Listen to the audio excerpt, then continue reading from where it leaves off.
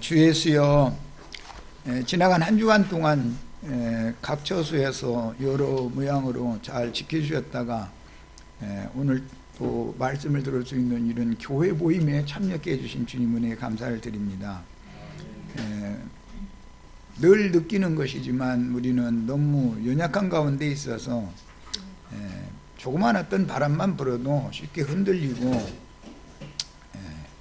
이겨내지 못하는 그런 약한 성종을 원래 타고났는데 강하게 하시고 이기게 하시는 생명의 말씀을 오늘 더 듣고 우리 심령이 강화되고 마음이 담대해져서 주님 앞에 강하고 담대하게 설 수 있는 축복의 말씀이 주어지기를 기도합니다. 우리 심령과 마음속에 주님의 은혜가 충만히 임하시길 바라고 교회 모임 중에 주님의 성령의 운행이 충만하시길 기도합니다. 속세에 있었던 모든 여러 가지 일들에 관해서는 다 잊어버리고 오직 말씀에만 집중하며 귀를 열고 말씀을 경청하여 듣고 마음으로 깨달아가면서 들어서 주님이 하늘에서 내려 부어주시는 신령한 축복이 형제 자매님들 심령과 마음속에 충만히 담아질 수 있도록 오늘 집회 후에 주님의 축복이 있기를 주의 이름으로 기도합니다. 아멘. 아멘. 오늘 첫 시간은 자료다 해드린 말씀을 원래 이제 이런 말씀들을 많이 가르칠 기회가 있었어야 되는데 그럴 기회가 없었고 오늘 이제 이런 말씀을 통해서 우리 심령이 다 새로워지고 우리 인생의 삶이 주님의 말씀에 이렇게 맞춰질 수 있는 축복이 다 임하도록 주님의 은혜를 구합니다. 자료 말씀 같이 그냥 설명 없이 읽겠습니다. 제목은 혼인, 결혼과 이혼, 그 다음에 인생사에 이게 통상 있는 일이니까, 그리고 재혼에 관한 문제입니다. 자, 자료로 들어갑니다. 신명기 24장 1절로 4절.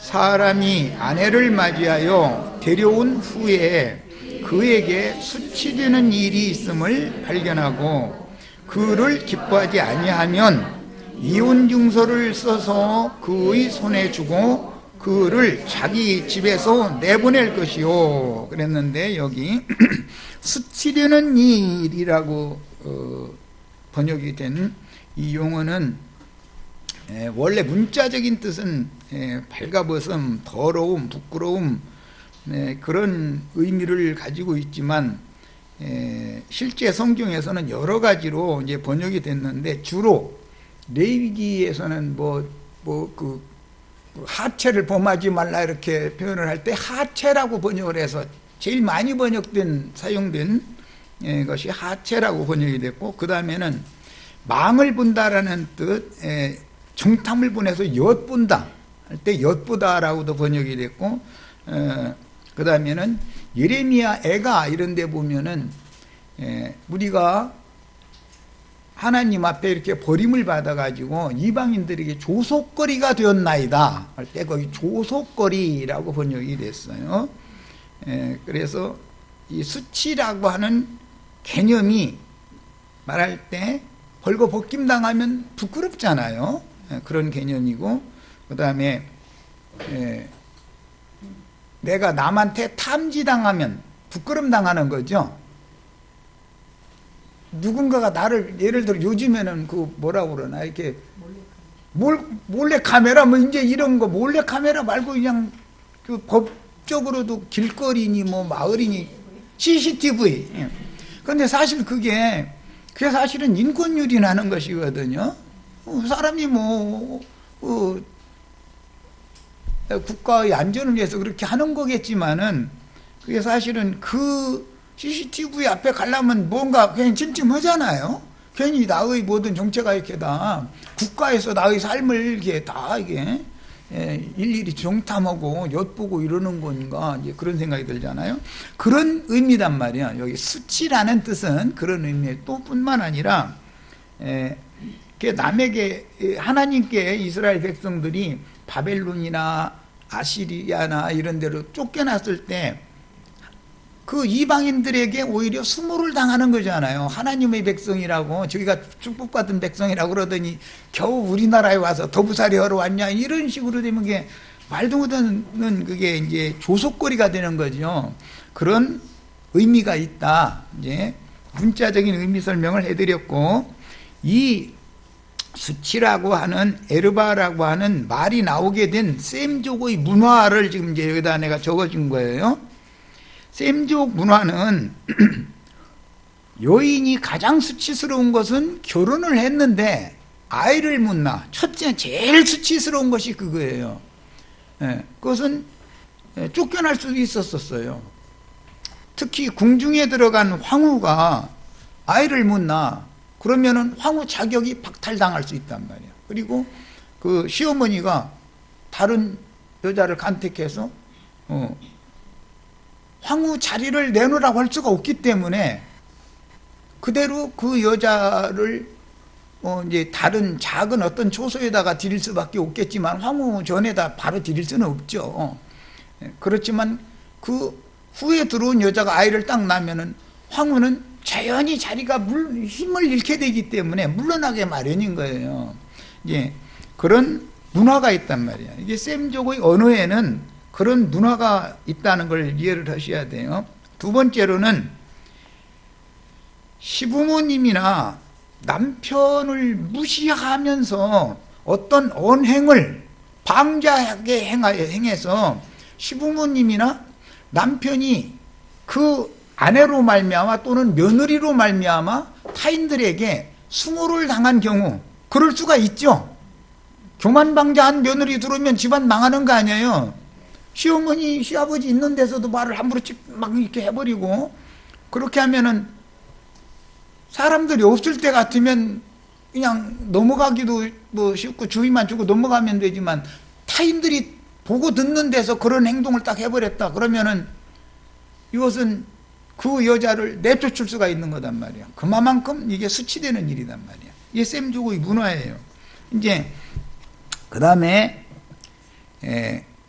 여자가 이웃에 함부로 이렇게 다니면서 쓸데없는 말을 해가지고 이 말 저 말 해가지고 구설수에 올라 그래가지고 이제 말대로 다니게 되는 경우가 생기죠. 그렇게 되면은 쫓아낼 수 있는 거. 이것은 이제 출가시킬 수 있는 경우를 말하는 게 셈족의 문화단 말이에요, 이것이. 그 다음에 셈족은 이제 이 얼굴을 늘 밖에 나가려면 가리죠. 그리고 속옷 위에 겉옷을 입고 후루막이라고 해서 또 입고 이렇게 장삼을 걸치고서 나가는 거예요. 옷을 이렇게 자꾸 겹겹으로 입고 얼굴을 가리는 거예요. 이렇게 망사를 씌워서.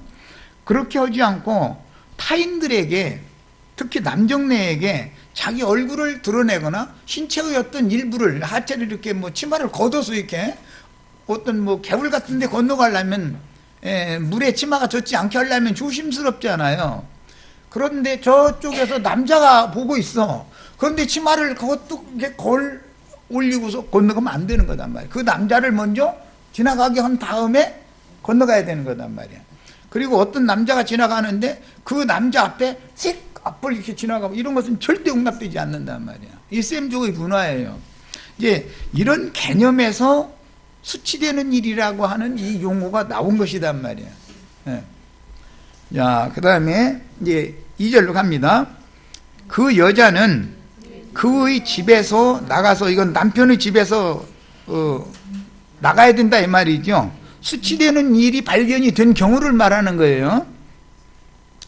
다른 사람의 아내가 되려니와 그의 둘째 남편도 그를 미워하여 이혼증서를 써서 주고 그의 손에 주고 그를 자기 집에서 내보냈거나 또는 그를 아내로 맞이한 둘째 남편이 죽었다 하자.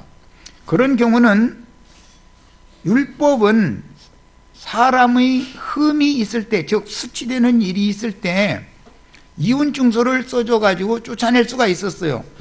그 수치되는 일이라는 건 내가 셈족의 그 문화를 여러 가지를 설명을 했었어요. 첫째는 후사를 낳지 못하는 경우예요. 두 번째는 시부모님이나 남편을 무시하면서 언행을 방자하게 행하는 거예요. 그 다음에 세 번째는 쓸데없이 이 말 저 말 다니면서 쓸데없는 말을 하고 다녀가지고 그게 말썽이 나가지고 구설수에 오른다고 그러죠. 그래가지고 이 가문에 이제 먹칠을 하는 경우지요. 그 다음에는 얼굴이나 하체를 함부로 드러내고 어디를 다니는 경우예요. 그런 경우는 남편이 나는 너고 못 산다 하면은 쫓아낼 수 있었다 이거예요. 율법 시대에는 그랬다는 거예요. 자, 그 다음에 그런데 율법에서는 이처럼 여인의 흠이 있을 때는 이혼할 수도 있었고 이혼녀라도 재혼을 할 수가 있었어요. 그런데 4절로 갑니다. 이제 그 여자는 이미 몸을 더럽혔은즉 재혼을 한 경우에는 말이에요. 지금 몸을 더럽혔은즉 그를 내보낸 전 남편이 그를 다시 아내로 맞이하지 말아라. 이게 율법이었어요. 이 일은 여호와 앞에 이게 가증한 일이다 그랬어요. 너는 네 하나님 여호와께서 네게 기업으로 주시는 땅을 범죄하게 하지 말아라 그랬는데 땅을 더럽히지 말라 이제 이 말이에요. 여인이 더럽힘 당하는 것은 땅이 더럽힘 당하는 것으로 본단 말이에요. 셈족의 문화예요. 자, 그러니까 아내는 하늘이 주시는 기업인 땅과 동등이었기 때문에 일단 이혼당한 후에 재혼했다가 다시 버림을 당하거나 재혼했는데 남편이 또 죽었어. 그런 경우에는 본 남편에게로 절대 돌아올 수 없다 이거예요. 본 남편이 그걸 받아주면 안 된다는 거예요. 그게 이제 율법이에요. 자, 이런 것은 이런 율법에 근거해서 이것은 이제 희년법과 구속사의 희년법과 이제 연관이 되는데 땅을 팔아도 돌아올 수 다시 되물을 수 있는 땅도 있고 아주 팔아버리는 땅이 있죠. 왕의 것이나 제사장의 소유로 넘어가거나 그런 것은 절대 물을 수가 없는 거예요. 또는 이방인에게 아주 팔아버린 경우 그건 절대 물을 수가 없어요. 그래서 구속을 또 받을 수가 없다라는 것을 지금 상징하는 말이다 이런 말이에요. 그러니까 여자가 일단 초혼을 했을 때 수치되는 일이 있어서 남편 집에서 쫓겨난 다음에 좋은 사람을 만나서 이제 재혼을 했는데 그 남편도 또 싫어하는 거예요. 전 남편처럼 본 남편처럼. 그렇다고 해서 본 남편한테 돌아갈 수 있는 게 아니다 이런 말이야. 율법에는 그게 허용되지 않는다 그런 말이에요. 자, 말라기서 이제 2장 16절 봅니다. 이스라엘의 하나님 여호와가 이르노니 나는 이혼하는 것과 옷으로 학대를 가리는 자를 미워하노라 그랬는데 이건 위선의 옷이죠. 남편이 아내를 괜히 흠잡아 놓고 나서 왜 수치되는 일이 있으면 내 쫓아도 된다는 율법이 있었기 때문에 이것저것 흠잡아 가지고 자꾸 아내를 쫓아낼 수 있죠. 그런 것이 이스라엘의 역사에 말하자면 율법 적용을 잘못하는 짓을 많이 해왔다 이거예요. 남자들이 자기 아내 괜히 내치고 싶으면 누군가 흠을 잡는 거예요. 근데 선지자는 해석을 할 때 그런 것을 하나님은 원하지 않는다고 해석을 해줬단 말이야.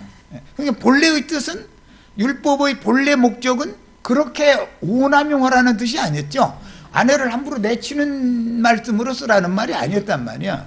근데 이제 선지자는 이것을 정확하게 하나님의 뜻을 이제 해석을 해준 거예요. 자, 선지자는 율법을 해석할 때 하늘이 짝지어 주신 소시의 아내, 조강지처라고 그러죠. 본처라고도 흔히 그러는데 를 버리거나 학대하는 짓을 미워하신다라고 율법을 선지자가 해석하는 것은 더 완전한 거예요. 율법을 문자대로만 하면은 흠잡아가지고 쫓아낼 수 있잖아요. 그런데 그게 하나님의 본래의 뜻은 그런 뜻으로 말한 게 아니다라고 이제 선지자가 해석을 해준 거예요. 자, 이제 마태복음 이제 신약으로 옵니다. 19장 5절부터 12절 말씀하시기를 그러므로 사람이 그 부모를 떠나서 아내에게 합하여 그 둘이 한 몸이 될지니라 하신 것을 읽지 못하였느냐. 이제 둘이 아니요 한 몸이니 그러므로 하나님이 짝지어 주신 것을 사람이 나누지 못할지니라. 이 말씀은 말라기 선지자가 해석해 준 말씀을 예수님이 지금 인용하는 중이죠.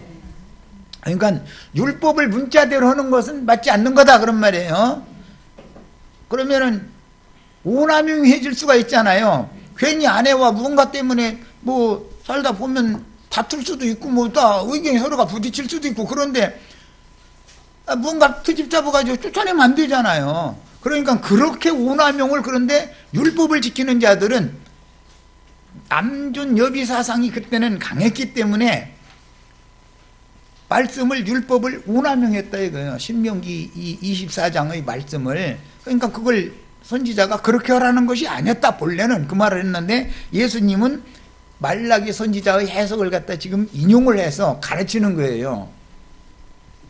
자, 그러니까 이제 제자들이 여짜오되 그러면 어찌하여 모세는 이혼 증서를 주어서 버리라 명하였나이까? 질문이 있을 수가 있죠. 그들은 율법을 대대로 가르침 받아 왔기 때문에 당연한 걸로, 예를 들어서 아내가 마음에 안 들면 무언가 트집 잡아서 쫓아내도 되는 것이 너무 당연하다고 통산적으로 그렇게 이해해가면서 몇천 년의 문화가 이어져 온 거예요. 그러니까 이제 예수님이 이 말씀을 설명해 주시는 거예요. 모세가 너희 마음의 완악함 때문에 아내 버림을 허락하였거니와 본래는 그렇지 아니하니라. 원래 하나님의 뜻은 너희가 지금 하라는 대로 하는 그러라는 말이 아니다라는 말이죠. 그러니까 지금 이스라엘 백성들이 율법을 하나님의 말씀의 의도 외에 사람의 뜻을 따라서 오남용을 너무 함부로 해왔었다라는 말이에요. 이 히브리인들의 문화가 그랬다는 거예요. 자, 하나님은 본래 소시적에 취한 아내의 수치되는 일이, 한 가지 수치되는 일이라고 하는 것이 기혼자가 행음을 한 경우, 그것은 용서를 받을 수 없다. 그 한 가지 경우를 딱 추가를 한 거예요. 셈족 문화에서는 있을 수 없는 일이에요. 이건 기혼 중에서 타인과 이게 무슨 관계를 맺는다는 건 그 이스라엘의 문화에서는 있을 수 없는 일이지만, 뭐 인생을 살다 보면 뭐 여러 가지 변수가 있을 수가 있으니까 그런 경우에는 이혼이 허락된다 이거예요. 신약에 예수님이 하시는 말씀이에요. 수치되는 일 중에 기혼자가 타인과 행음을 한 경우는 이혼이 가능하다는 거예요. 그 외에는 안 된다. 이렇게 예수님이 이제 확정적인 말씀 하신 거예요. 자, 9절 봅니다. 내가 너희에게 말하노니 누구든지 음행한 이유 외에, 그러니까 이거 음행한 경우는 이혼이 된다는 말이죠. 아내를 버리고 다른데 장가드는 자는 간음하는 것이다. 이게 트집 잡아가지고 아내를 쫓아내놓고 다른 여자를 또 맞으면 그건 간음하는 것이다.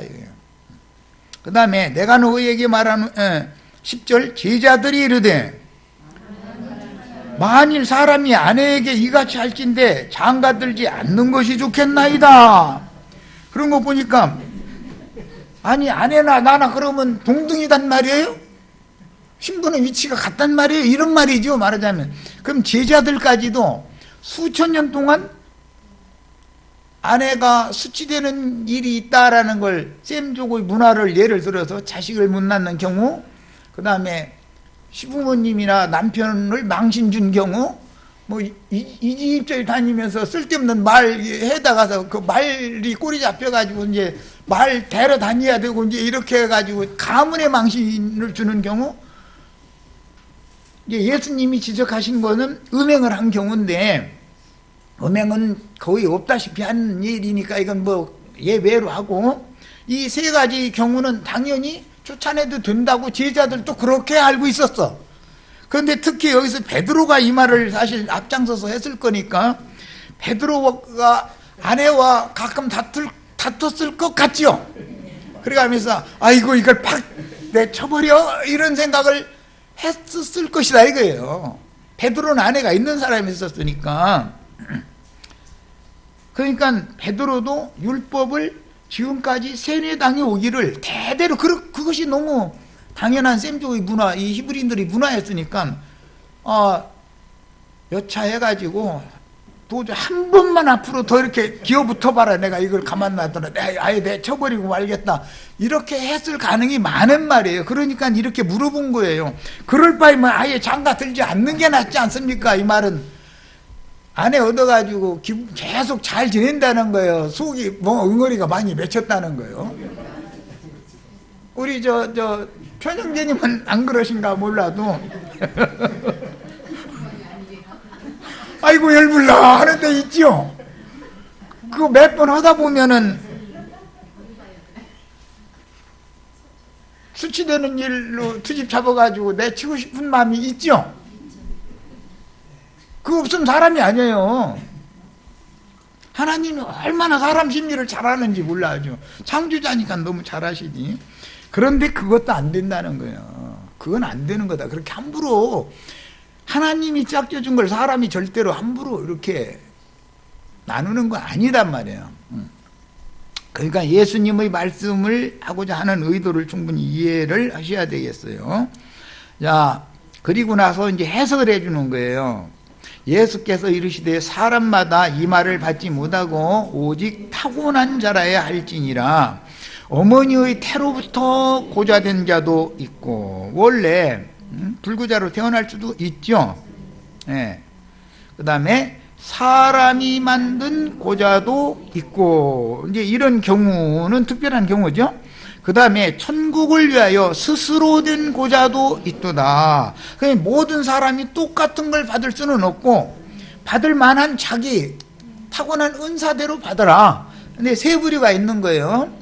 장가들지 않는 것이 좋겠습니다 라고 대답하니까, 내가 가만히 보니까 너 핑계대고서 율법 오남용해가지고 아내가 수치되는 일이 있다고 말대답했다고 이제 주로는 이제 그거겠죠. 근데 남편한테 말대답하면 안 되는 거, 원래 율법에는. 그럼 내쳐도 되는 거예요, 원래. 그 시부모님한테 말대답 통통하고 그러면 쫓아내도 되는 거거든. 그게 수치되는 일에 들어가기 때문에. 그런데 예수님은 말대답을 몇 번 했기로 그냥 그거도 이혼하면 안 돼, 이제 이렇게 하시니까 베드로가 그럴 바에면 이렇게 속 썩고 계속 살 바에면 장가를 차라리 안 드는 게 낫잖아요. 이제 이런 거예요. 얼마나 속 썩었으면 그랬겠어. 그런데 예수님이 올 때는 너 네 아내 내치면 딴 여자하고 금방 데려다 살아야지, 넌 혼자는 못 살을 놈이야. 내가 보니까 이걸 다 알고 있는 거예요. 사람 보면 아시죠? 예수님도 사람인데 왜 모르시겠어. 아내 내치고 홀로 독초해서 살 수 있는 사람이 있을 것이고 도저히 안 될 사람이 있을 거 아니에요. 하나님은 다 알고 있는 거예요. 자, 그래서 사람이 만든 고자이기 때문에 이제 모태로부터 고자된 사람은 원래 이제 혼인할 마음이 없을 것이고, 혼인을 해도 안 되니까 다른 여자 괜히 불쌍하게 만들면 안 되니까 그건 있을 수 없는 일이니까 말할 필요도 없고, 사람이 만든 고자라고 하는 것은 그 셈족의 문화에서는 왕궁의 내실에 남자가 들어가야 될 수가 있다 이거예요. 그럴 사람이 필요해. 그러면은 그 사람은 어떻게 하면 되냐면 거세를 해가지고 사용을 한다 이거예요. 원래는 내실에는 시녀 여자들만 들어가는 것이지 남자가 들어가면 안 되는 거예요. 그런데 황명이 있으면 내실에도 들어갈, 왜냐하면 힘 있는 사람이 가야 될 경우가 있으니까 그때는 어떻게 하면 되냐면 그 사람을 거세를 해가지고 왕 앞에서 늘 시위하고 있게 만들었다가 황후전에 잠깐 이런 것을 가서 이렇게 해라 라고 황후전을 보낼 수가 있어요. 그런데 왕궁의 내실은 몇 눈을 지나가야 내실이 있는 거기 때문에 그마다 다 보초가 서 있는 것이고 함부로 들어가는 게 아니에요. 장군이라도 거기 함부로 들어갔다가는 죽는 거예요. 그거는 이렇게 엄격했어요. 그래서 그런 경우에 그런 시종은 억지로 사람이 거세를 해서 고자를 만들었어요. 그리고 이것을 오남용해가지고 로마교의 신부들이 자기가 바울과 같이 충성하겠다라는 명목으로 스스로 거세를 한 경우들이 더러 있었어요. 이 교회사에 보면. 그런데 바울 사도가 스스로 거세를 했다는 말은 성경에는 근거를 찾아볼 수가 없어요. 내가 보기에는 천국을 위하여 스스로 고자된 경우일 거다 이거예요. 그만큼 그 사람도 건강한 사람인데 그야말로 여자를 보기를 돌같이 본다는 게 이게 쉬운 일이 아니죠. 제일 미혹당하기 쉬운 게 이 점인 건데, 사람이라는 건 남자나 여자나 간에. 그런데 구약성경의 대표자가 예레미야, 신약성경의 대표자는 바울이에요. 사람들은 평생을 독초에서 살았다 이거예요. 왜? 말씀을 전하는 일에만 전념하기 위해서. 그러니까 이것은 특별한 은사가 없고 그런 또 위임이 없으면 강요해서 그렇게 하려고 하다가는 사고 내죠. 그래서 이제 신약서신에 다른 데 보면 나처럼 홀로 지내는 것이 좋지만 그러지 못하겠거든 차라리 혼인을 하는 게 낫다. 그 생각을 통해서 많은 죄를 범하는 것보다 차라리 혼인을 해라. 이렇게 권하는 것도 다 어떤 말에는 이유가 다 있는 거예요. 말하고자 하는 의도가. 자, 이제 로마서 7장 1절로 3절을 보겠습니다. 형제들아 내가 법하는 자들에게 말하노니 너희는 그 법이 사람이 살 동안만 그를 주관하는 줄을 알지 못하느냐. 남편이 있는 여인이 그 남편 생전에는 법으로 그에게 매인 바 되나. 그 말은 남편이 있는데 기혼 중에 행음을 하면 그거는 구약시대에는 불살라 주겠어요.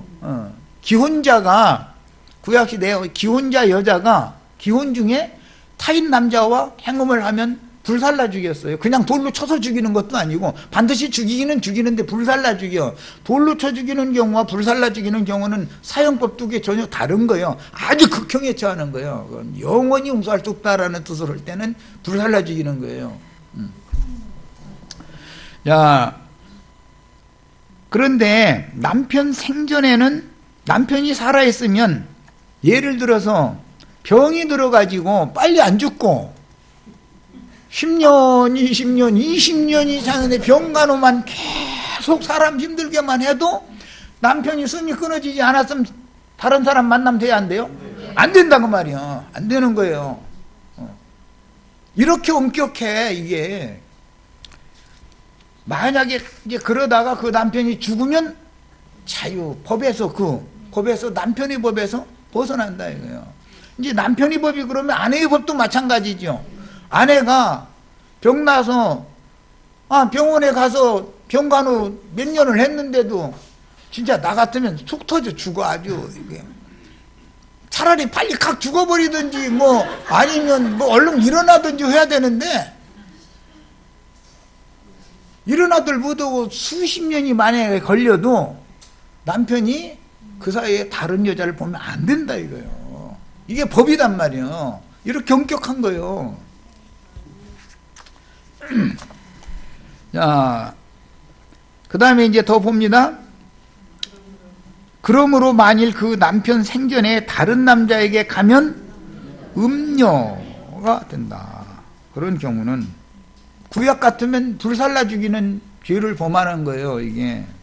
그러나 만일 남편이 죽으면 그 법에서 자유롭게 되나니 다른 남자에게 갈지라도 음녀가 되지 아니하느니라. 사별의 경우에는 재혼이 가능하다. 지금 그 말이죠. 남편이 법에서 해방됐으니까. 남편이든 아내든 사별의 경우에는 그러니까 병 나가지고 20년 30년 간호를 해도 안 죽으면 차라리 저 사람 데려가 주세요 하고 기도하는 게 낫겠지.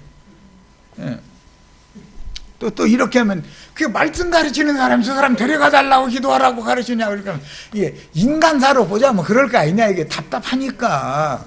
되도록이면 빨리 일어나서 건강을 회복해 가지고 행복하게 잘 살게 하는 것이 제일 좋은 방법인데 그게 안 될 수도 있지 않냐 이거예요. 그렇게 안 돼. 사람 일이란 모르는 거예요. 그러면 그때 남편이든 아내든 뭘로 생각을 해야 돼요? 아, 주님께서 나에게 큰 시험을 하시구나. 내가 이 시험을 나는 못 이기니까 주님 이걸 이기게 해주세요. 우리 아내 빨리 일어나게, 내 남편 빨리 일어나게 해주세요. 그렇게 간곡하게 매달려야죠 주님께. 그럼 주님께서 시험하시다가 계속 시험하시겠어요? 일어나게 해주시지 당연히. 자, 성경은 하나님 나라의 법전이므로 세상의 법과 달리 사별한 부부의 경우와 이혼한 부부의 경우를 엄격하게 달리 법 적용을 한다. 사별을 한 경우에는 이혼이 허락이 돼요. 그러나 그냥 이혼이란다. 사별한 경우에는 재혼이 허락이 돼요. 그러나 이혼을 한 경우에는 절대 재혼이 허락되지 않는 거예요. 이 원칙을 잘 아셔야 돼. 이 성경을 정확하게 아셔야 돼. 자, 그 다음에 사별한 경우에는 재혼이 허락되지만 이혼한 경우에는 재혼을 허락하지 않으며 그대로 지내든지 다시 화합하라고 명하십니다. 그런데 자기 맘대로 다른 남자에게 갔다가 또 본 남편에게는 돌아갈 수 없는 거예요. 그건 허용이 안 되는 거예요. 그러므로 세상에서 함부로 이혼하고 다른 사람과 재혼하고 또다시 이혼하고 또 재혼하고 이 서양 문명이 들어와가지고 우리나라는 이런 일이 없었는데 우리나라는 요즘에 좀 속된 말로 개판이죠. 이게 보편적으로 그냥 보통인 줄 생각하고 있어. 이게 무슨 얼마나 엄격한 문제인데 이렇게 세상의 조류를 따라가면 안 된다 이거예요. 우리는 믿는 사람들이잖아요. 말씀에 이렇게 돼 있으면 말씀을 따라야지 세상 법을 따르면 안 된단 말이에요. 야, 우리는 세상 사람들이 아니므로 반드시 성경의 법질서에 순종해야 하며 성경이 정하신 원칙을 바르게 따라서 반듯하게 행해야지 세상의 흐름을 따라서 문란한 혼인관계를 행하면 안 되는 겁니다. 자, 히브리서 13장 4절 읽습니다. 모든 사람은 결혼을 귀히 여기고 침소를 더럽히지 않게 하라. 음행하는 자들과 간음하는 자들을 하나님이 심판하시리라 그랬어요. 교회 안에 있는 모든 사람은 혼인을 귀히 여기고 침소를 더럽히지 말라고 하셨으며 성경의 법을 어기고 세상 법대로 쫓아서 문란한 혼인관계를 행하는 자들은 하나님이 심판하실 것이라고 분명하게 경고하셨어요. 하나님의 말씀을 우리는 소홀히 대하면 안 돼요. 그 다음에 이제는 고린도전서 7장 10절로 16절 여기에는 음행한 연고 외에도 단 한 가지 이혼을 허락해주는 경우, 갈리는 걸 허락해주는 경우가 있기 때문에 이 경우를 찾아보는 거예요. 결혼한 자들에게 내가 명하노니 명하는 자는 내가 아니요 주시라. 그러니까 지금 바울 사도는 하나님의 말씀을 대언하는 것이지 자기 의견을 말하는 게 아니죠. 뭔 얘기를 할 때 하나님의 말씀을 말하는 것과 원칙을 말하는 것과 사람의 말로 하는 것과는 전혀 사람의 말이라는 건 다 소용없는 거예요. 말씀이 그러면 말씀에 우리는 순종을 해야지.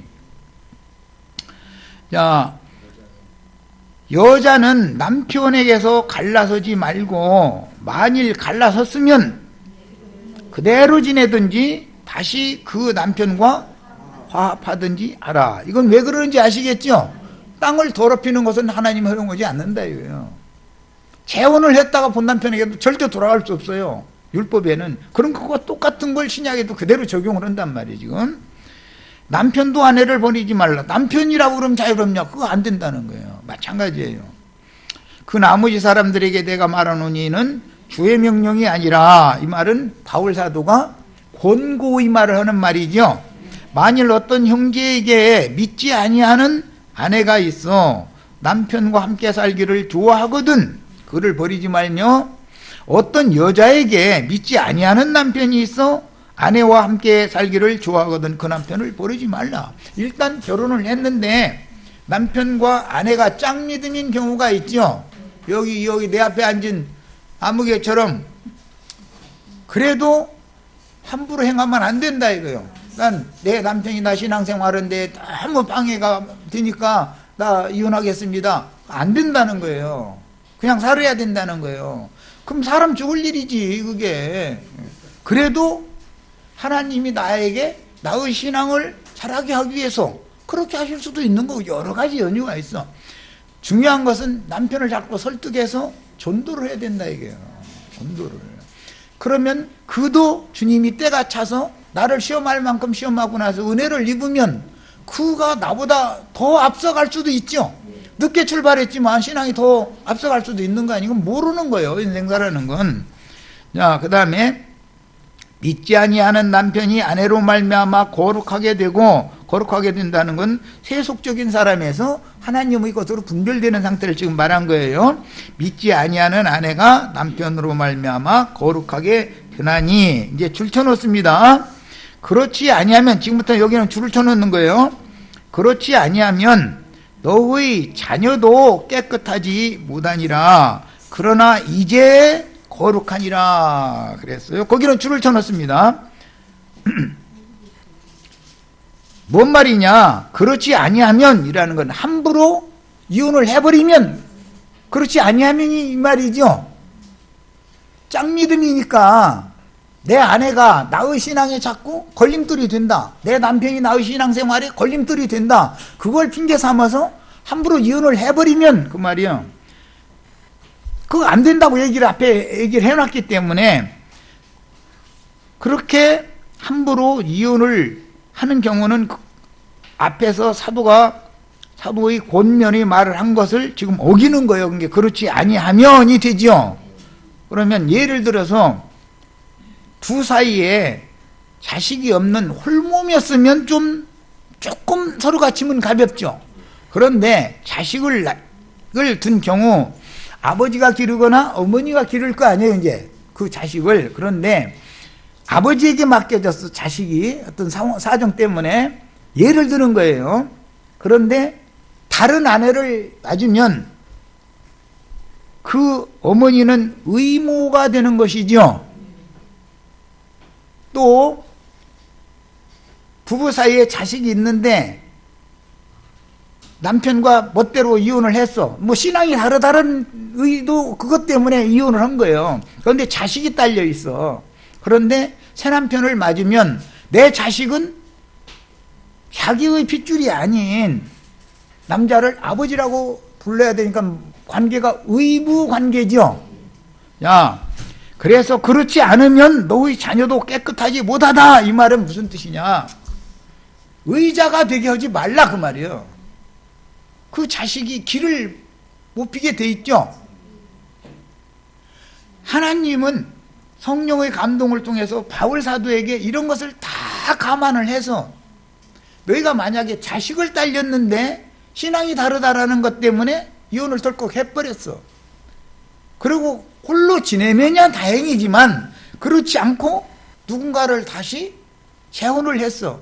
그러면은 네 자식까지 뭐가 되냐, 지금 그 말이란 말이야. 네 자식을 생각해서라도 절대로 함부로 이혼하면 안 된다, 지금 이 얘기를 하는 거란 말이야.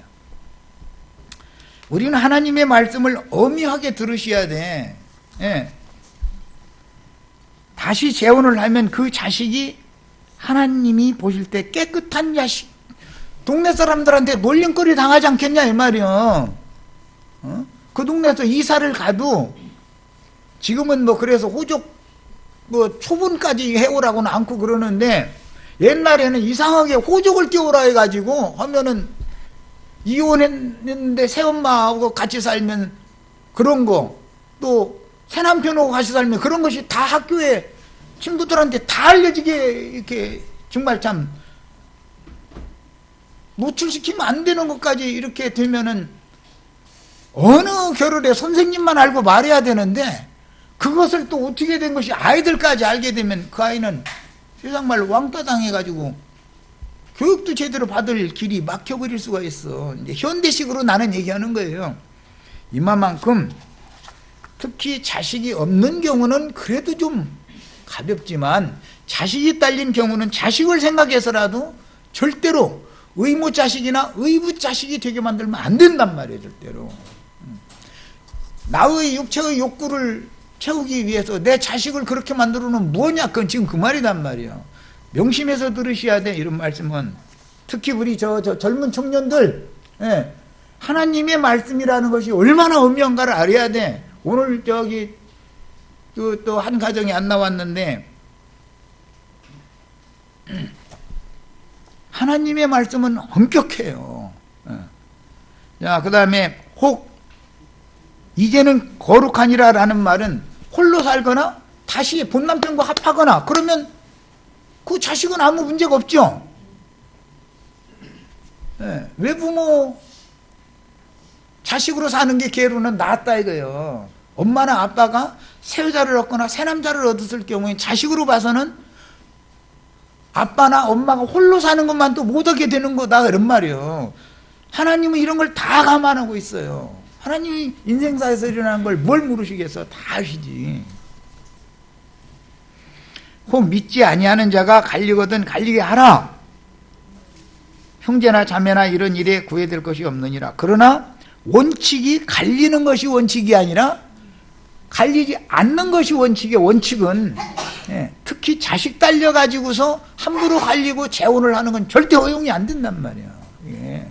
자기 자식을 희생시키면 되냐 이거요. 자기 그 일신의 어떤 그 안일함이나 평안함이나 이걸 위해서 자기 자식을 희생시켜서 되겠어요?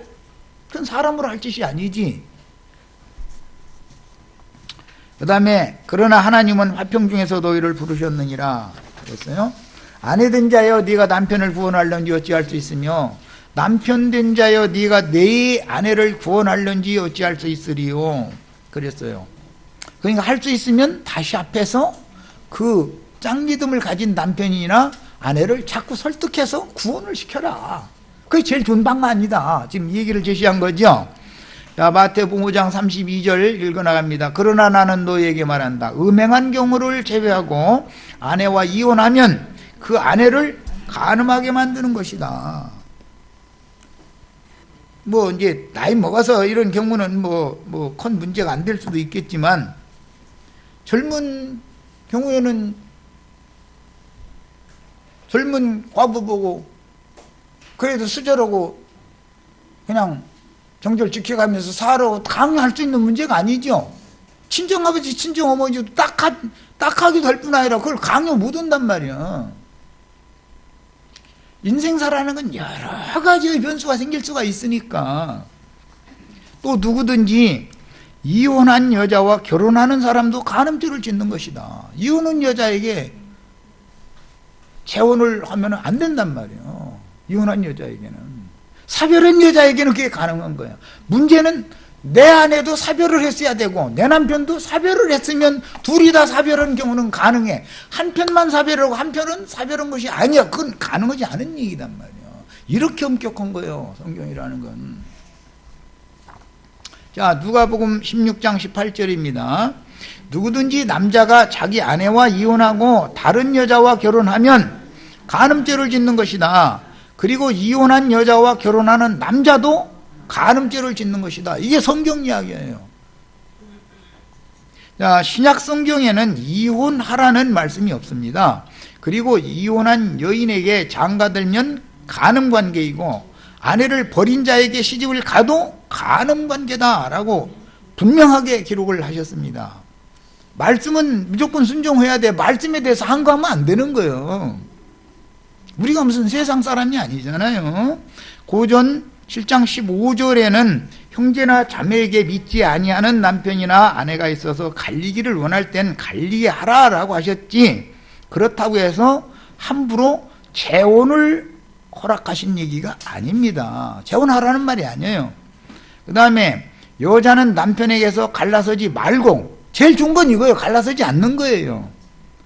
그 시험을 자기가 짐을 지고 자꾸 남편을 또는 아내를 전도를 해야 되는 거예요.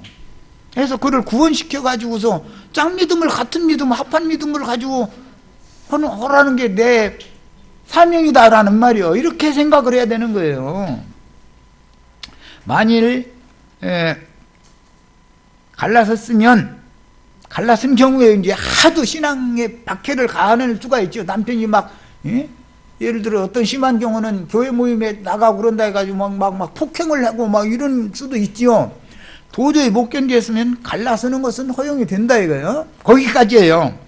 그런데 갈라섰으면 그대로 지내든지 다시 그 남편과 화합하든지 둘 중에 하나밖에 길은 없다 이거예요. 재혼이 허락되는 게 아니에요. 뒷문을 열어놓는 게 아니에요. 성경이라는 건.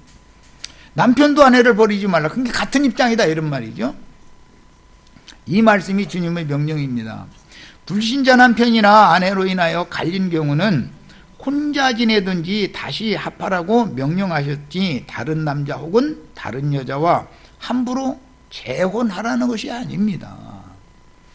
재혼을 허락하시는 경우는 사별한 경우뿐이므로 이혼한 경우는 재혼을 할 수 없고 그냥 지내든지 시간이 지난 후에 회개하고 서로 이게 별거를 지금 말하자면 그냥 지내라 이 말은 별거를 잠깐 해봐라 그런 뜻이 되겠죠. 현대식으로 말하자면 별거 하다 보면 서로가 남편은 아내한테 내가 너무 했지 할 수가 있죠. 아내는 또 남편이 또 그런다 할지라도 내가 이렇게 나가면 안 되지 하고 그런 경우에는 둘이 나도 당신한테 잘한 거 없고 또 당신도 나한테 뭐 잘한 거 없고 그렇지만 앞으로 다시 만나서 아이들을 가서라도 우리 잘 해보자 이렇게 하는 것이 최선이다 그런 말이에요.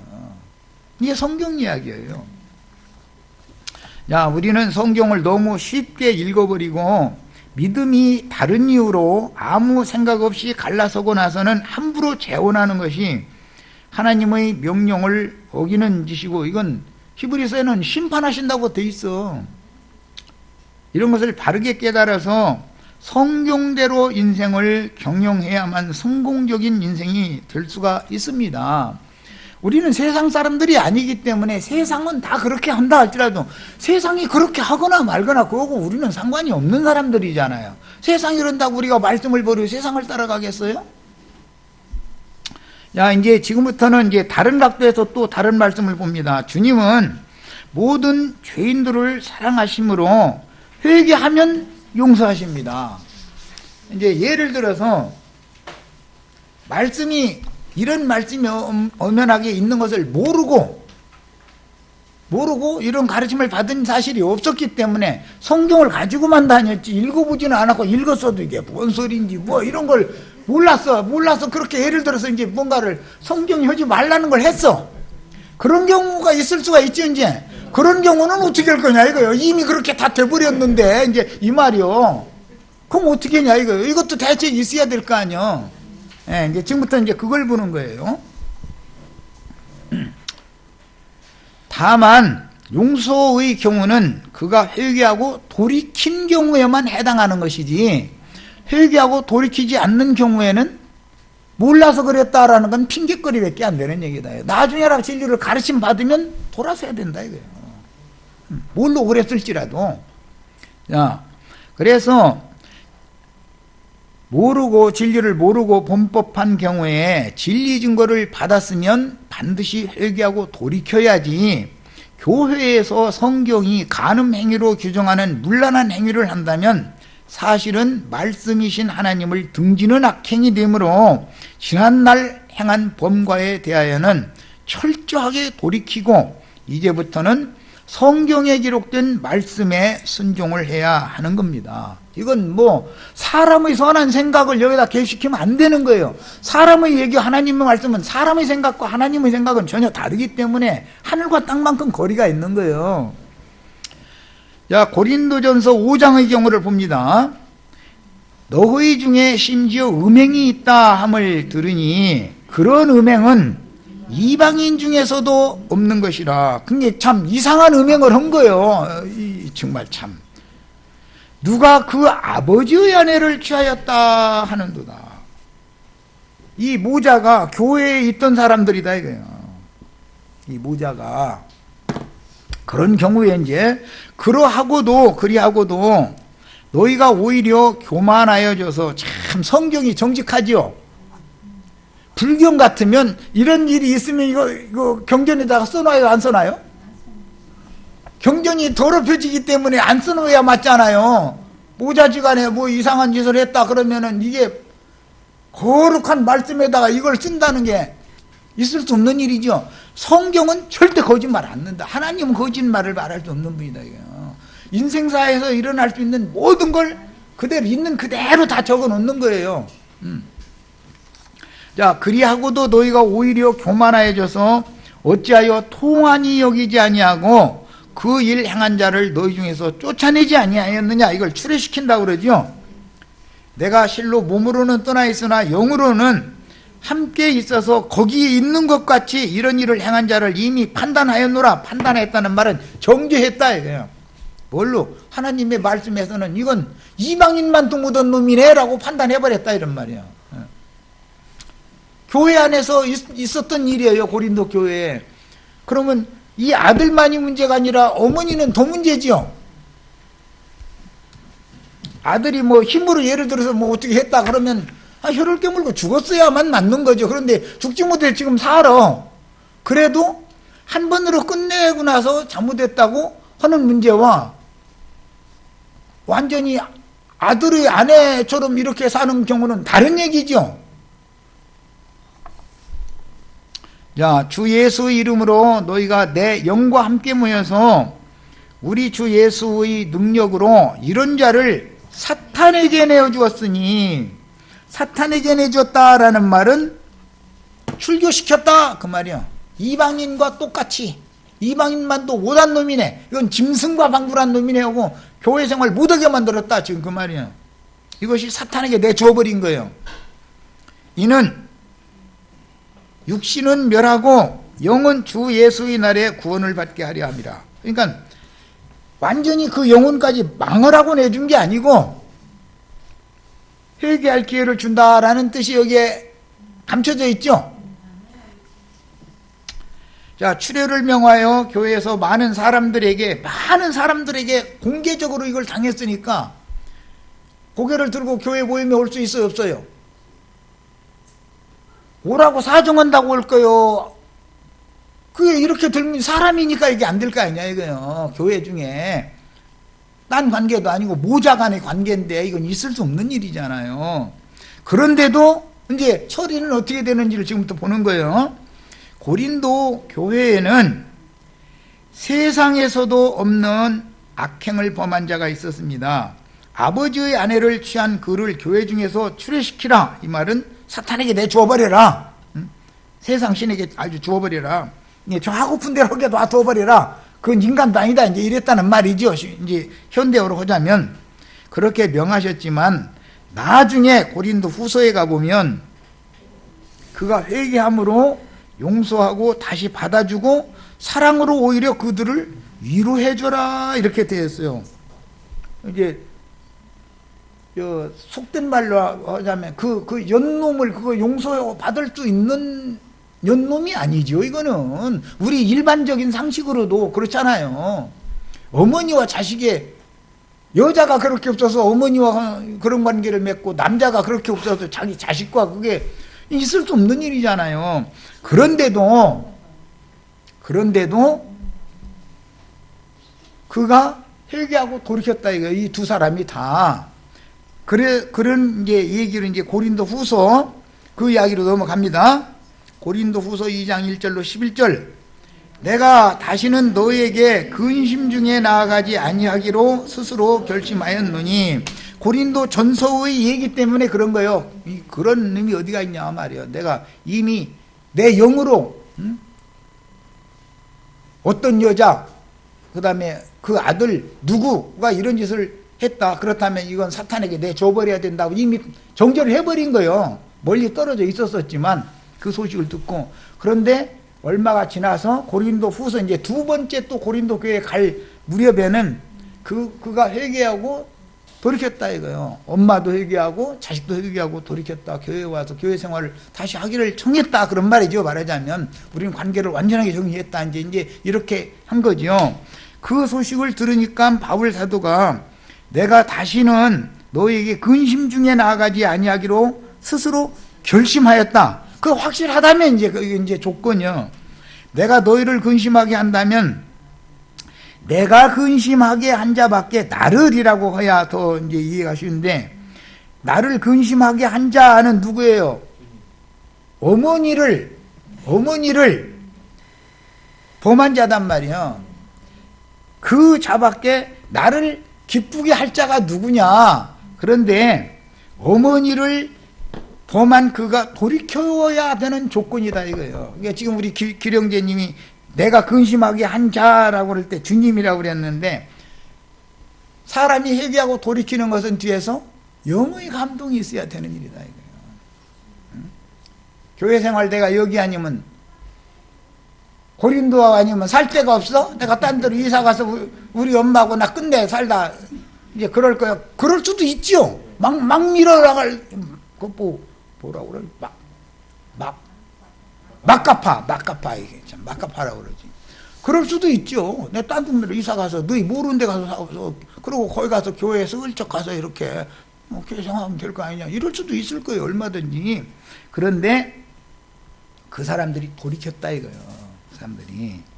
그 뒤에는 하나님의 은혜가 있었던 거예요.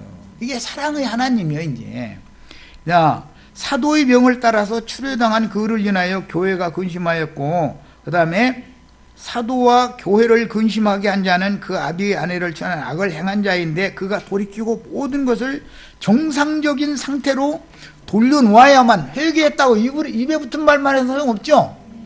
회개에 합당한 열매가 나와야 된다 이거예요. 그러면 모든 걸 정상적인 상태로 다 돌아가야 되는 거 아니에요. 그 대신 그동안에 내가 범했던 이 죄는 용서해달라고 하면 그것을 용서해 줄 수 있다 이런 말이야. 그것을 끝내 막가파식으로 나가면 용서 못 받는 거예요. 입에 붙은 소리에 다 소용없는 거예요.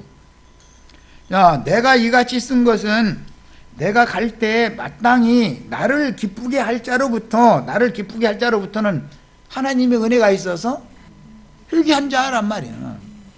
도리어 근심을 얻을까 하노라. 이 말은 왜 그래요? 그런데 입에 붙은 말이고, 입에 회개했다고 교회 생활을 다시 하겠다고 왔는데, 사실은 뭐 그거 보고 꿍꿍이 속으로는 여전히 그 타령이다. 근데 만약에 그런 소리가 들릴까봐 나는 너희한테 나가는 것이 굉장히 염려스럽다 이랬단 말이야.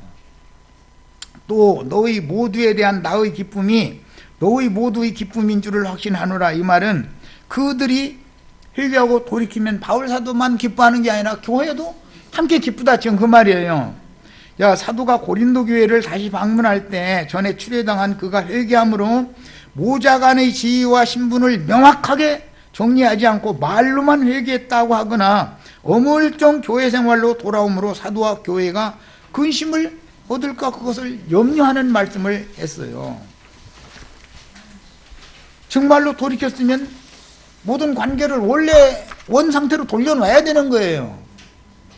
내가 마음에 큰 눌림과 걱정이 있어 많은 눈물로 너에게 썼노니 왜 이렇게 했어요? 고린도 교회에 이런 자들이 있다 해가지고 그런 문제를 있으면 통한이 여겨서 말이요. 다 교회가 온 교회가 붕이 여겨가지고 짐승만도 못한 인간들인데 말이에요. 쫓아내버리지 않고서 무슨 이런 소리를 전하느냐고 그래가지고 출애시켰던 거 아니에요. 그런데 그들이 회개했다는 거 아니에요. 이제 그러니까 바울 사도가 하나님의 감동이 또 임하니까 자신이 먼저 용서를 한다 이거예요. 그런데 바울 사도 사람이 용서한 게 아니거든. 이거는 하나님이 용서를 한 거지. 자, 오직 내가 너희를 향하여 넘치는 사랑이 있음을 너희로 알게 하려 함이라. 이 말은 너무 엄격한 잣대만 가지고 그렇게 하는 사람이 내가 아닌데 나도 사람이지 않냐 이 말이에요. 나도 사람이다. 다 한다. 그것도 정안 듣고. 그러나 그들이 돌이켰다는데 내가 뭐간데 하나님은 이보다 더 큰 죄도 이보다 더 큰 죄는 사실 있을 수도 없지만 살인죄가 있을 수는 있으나 다 용서를 해주시는 게 회개만 한다면 하는 하나님인데 그게 하나님의 사랑인 건데 내가 뭐간데 돌이켰다는 사람들을 끝내 교회 생활도 못하게 하고 그렇게 망신을 계속 당하게 만들고 그러면 안 된다라고 바울 사도가 영을 받은 거죠. 이제 사도는 전에 이방인들에게도 없는 중죄를 범한 자를 출애시키도록 명했고 온 교회는 그로 인하여 함께 근심하였으나 이제는 그가 회개하고 모든 문제를 깔끔하게 정리했다는 소식을 들었으므로 이제는 그를 용서하고 교회에서 받아주라고 부탁하면서 사도의 한 면에서는 엄격함이 있고 한 면에서는 교회를 사랑하는 마음이 있다라는 것을 전한다. 하나님도 마찬가지예요. 하나님이 한 면에서는 의를 집행하는 면이 있어요. 그렇지만 의만 계속 세우면 율법주의자가 되죠. 한 면에서는 그가 돌이키기만 한다면 받아주시는 그게 하나님의 사랑이다. 양면이 있다 이게요. 하나님의 말씀에 항상 사도도 똑같은 입장이었던 거예요. 자, 근심하게 한 자가 있었을지라도 나를 근심하게 한 것이 아니요 어느 정도 너희 모두를 근심하게 한 것이니 제일 근심한 거는 뭐 그 소리 듣고 바울 사도가 제일 근심을 한 거고 고린도 교회도 사도가 하라는 대로 내치기는 했지만 잘못했다고 둘이 와서 다 이러고 하니 이러도 못하고 저러도 못하고 그런 상태일 거 아니냔 말이야 지금. 야, 내가 너무 지나치게 말하지 아니하려 합니다. 이게 굉장히 참 이제 난해한 구절인데 이러한 사람은 많은 사람에게서 벌 받은 것이 마땅하다. 이미 교회 만무 중에서 망신 다 당하고 고개를 들 수 없는 상황이 왔을 거 아니야. 인간적인 양심만 가지고도 야 추례까지 당했고 그랬는데도 이 사람이 회개하고 돌이켰을 때 교회가 받아주면 그 사람의 은혜가 이런 일을 상상도 못하던 사람들보다 더 할 수 있죠. 하나님의 은혜가 더 할 수가 있어요. 네. 그래서 이것이 이제 성경에는 은혜를 죄가 더하는 것에는 은혜가 더한다 그랬어요. 사도는 범죄자를 엄격하게 치리하였고 교회의 많은 사람에게 정지와 비판을 받게 했지만 그가 회개한 이상 그를 용서하여 지나친 징벌을 가하고 받아주지 않는 것은 성령의 뜻을 지나치는 치리라라고 생각을 하고 있다 이런 말이에요. 하나님은 항상 양면을 가지고 있다. 의를 집행하는 면도 있지만 그가 회개하고 돌이키기만 하면 또 다시 받아주시는 면이 있다. 이게 하나님의 사랑이라는 거예요. 야, 그런즉 너희는 차라리 그를 용서하고 위로할 것이니 지금까지 손가락질 당하고 뒤서 수근수근하고 그럴 때 지체들 만나는 것이 얼마나 두려웠겠냐 이거예요. 그런데도 불구하고 이 사람들이 완전히 헤어지고 정리를 다 한 것은 교회가 이제 바울 사도에게까지 이걸 전한 내용이니까 그가 너무 많은 근심에 잠길까 두려워하노라라. 이게 뭔 뜻이요? 교회 생활을 회복하지 못하게까지 만들어 잘못을 회개하고 원 상태로 모든 걸 다 돌렸는데도 그렇게 하면 그러므로 너희를 권하노니 사랑을 그들에게 나타내라. 그들이라는 걸 어머니 자식 둘 다 다를 말하는 거죠 지금. 이것이 하나님의 마음이에요. 우리는 하나님의 엄격하심도 알아야 되고 하나님이 어떠한 경우에는 어떠한 사랑을 베푸시는 사랑인지를 아셔야 돼.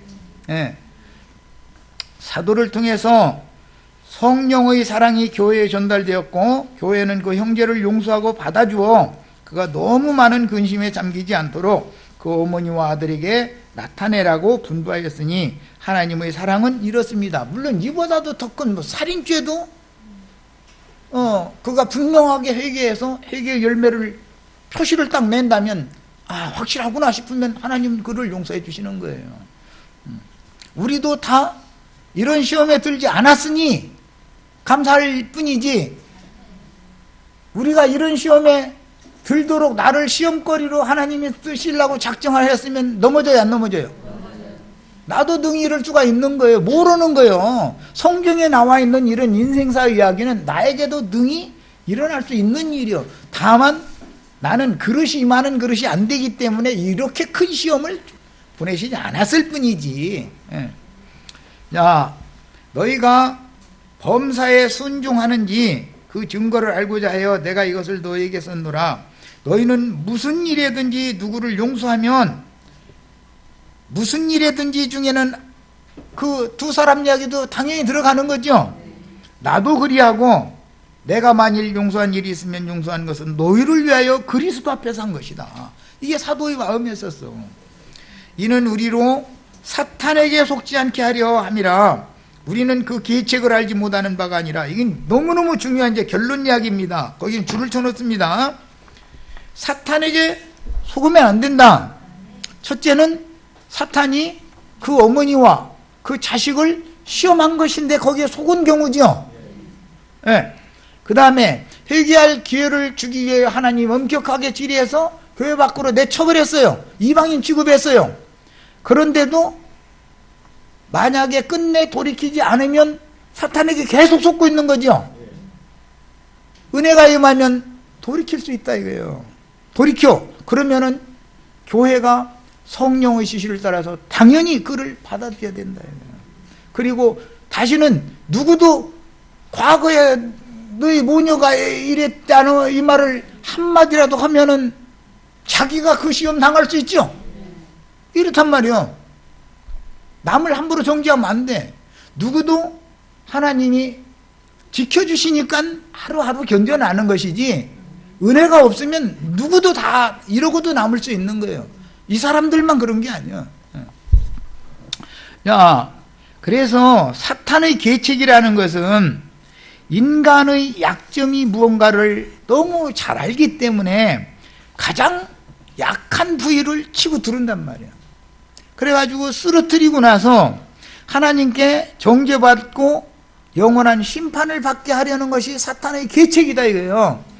그런데 하나님의 사랑은 약함으로 쓰러진 성도가 회개할 기회를 주시고 나서 그가 회개하고 회개에 합당한 열매를 맺으면 그를 다시 용서해 주시고 다시 받아주시면 사탄이 부끄럼 당하는 거죠. 이제 이 모자를 그렇게 시험했던 사탄이 하나님 앞에서 도리어 부끄럼 당하는 거. 이게 다윗에 의해서 보면 그렇잖아요.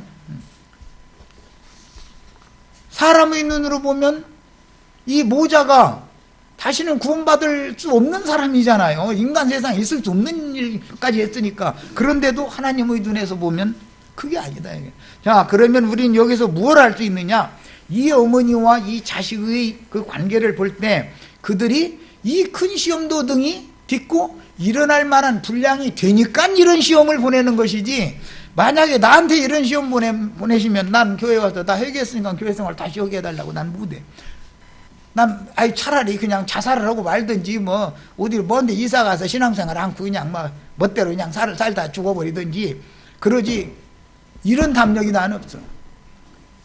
이 사람은 하나님이 누구에게 어떤 시험을 보낼 때는 감당할 만한 분량이 되는 사람에게 그 시험을 보내는 것이다. 감당이 안 될 사람한테 그 시험 보내면 아주 실족해버릴 건데, 하나님이 사람을 실족시키는 게 원하는 게 아니잖아요.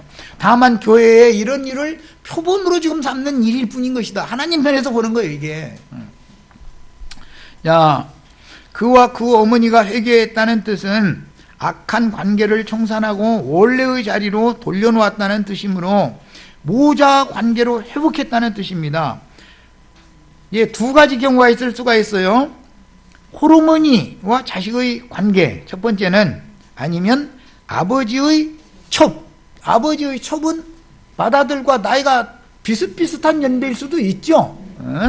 자, 그런 경우이지만 하나님의 법으로는 모자와 부부는 엄격하게 다른 거죠.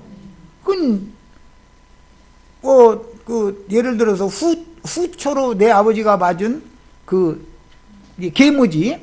계모가 나와 연배가 비슷할 수도 있을 수가 있어요. 그러니까 이게 계모일 수도 있고, 그 다음에 아버지는 죽고 남편이 있고 외롭게 사는 어머니일 수도 있는 게 두 가지 경우 중에 하나겠죠. 그런데 여기는 어떤 경우라고 써있지가 않으니까 우리는 뭐 그 내막을 알 수는 없고, 그러나 홀어머니와 자식의 이 관계가 어떠한 경우에도 남편과 아내의 관계는 될 수 없는 일인 것이다. 하나님의 법이 이렇게, 세상에서는 뭐 어디 가서 숨어서 그렇게 살면 되고 그럴지 모르지만 하나님의 교회 안에서는 이건 절대 이게 안 되는 일이란 말이에요. 이와 같이 큰 죄악도 용서를 해주시는 경우는 회개하고 본래의 자리로 돌아갔기 때문이지 무턱대고 용서를 받는 것이 아니다. 신앙 문제로 갈등하다가 갈린 경우에는 절대로 타인과 재혼할 수 없습니다. 그냥 지내든지 다시 화합해야 하는 것입니다. 우리의 신앙생활은 성경이 중심이지 세상의 조류나 사람의 선한 생각이나 육체의 욕구를 방임하는 것은 신앙인의 자격을 상실하는 짓이므로 혹 잘못이 있을 수가 있어요. 이런 잘못도 있을 수가 있었으니까 있으면 진리의 말씀을 가르침 받은 이후에는 회개하고 돌이켜야 되는 것이다. 모든 걸 원상태로 다 돌려놔야 되는 것이다. 이거 하나님 앞에 확증을 받아야 되니까. 그 다음에 우리는 주님의 명령을 어기고 함부로 행하는 일이 없어야 합니다.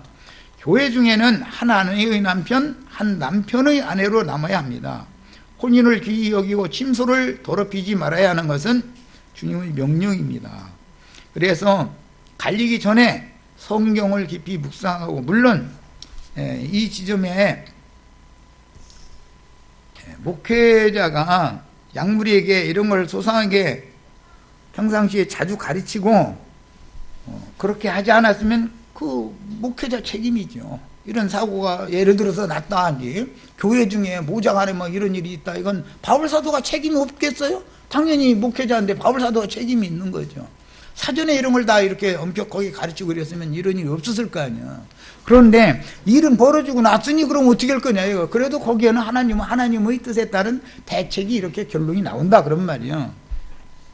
그래서 갈리기 전에 성경을 깊이 묵상하고 성경의 명령을 순종할 것을 각오하고 갈려야 하는 것이고, 일단 갈린 후에는 재혼이 허락되지 않으므로 심중히 생각하고 갈려야 하며, 나중에라도 반드시 다시 화합하든지 그냥 지내든지 양단 간에 행해야 하는 것이지 이혼 상태로 재혼은 할 수가 없는 것이다. 이게 하나님의 법이다. 이게 세상 법과는 다른 것이죠. 세상 법에는 이혼하면 재혼해도 아무 상관없어요. 그건 세상 법이고, 하나님의 법에는 그게 안 통하는 얘기단 말이에요.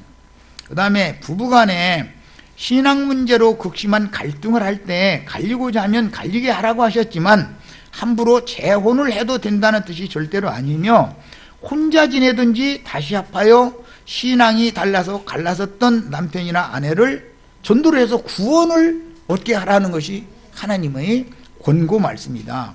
그 다음에 주님의 말씀을 거역하고 육체대로 행한다면 그는 거룩한 성도의 자격을 상실하는 것이므로 잘못은 회개하고, 뭐 성경에 있었었지만 안 읽었을 수도 있었고, 읽었어도 뭔 뜻인지 뭐 깊이 생각도 안 해보고 신앙생활 수십 년 하다 뭐 죽는 수도 있으니까 결국은 가르치는 사람의 책임인 거예요.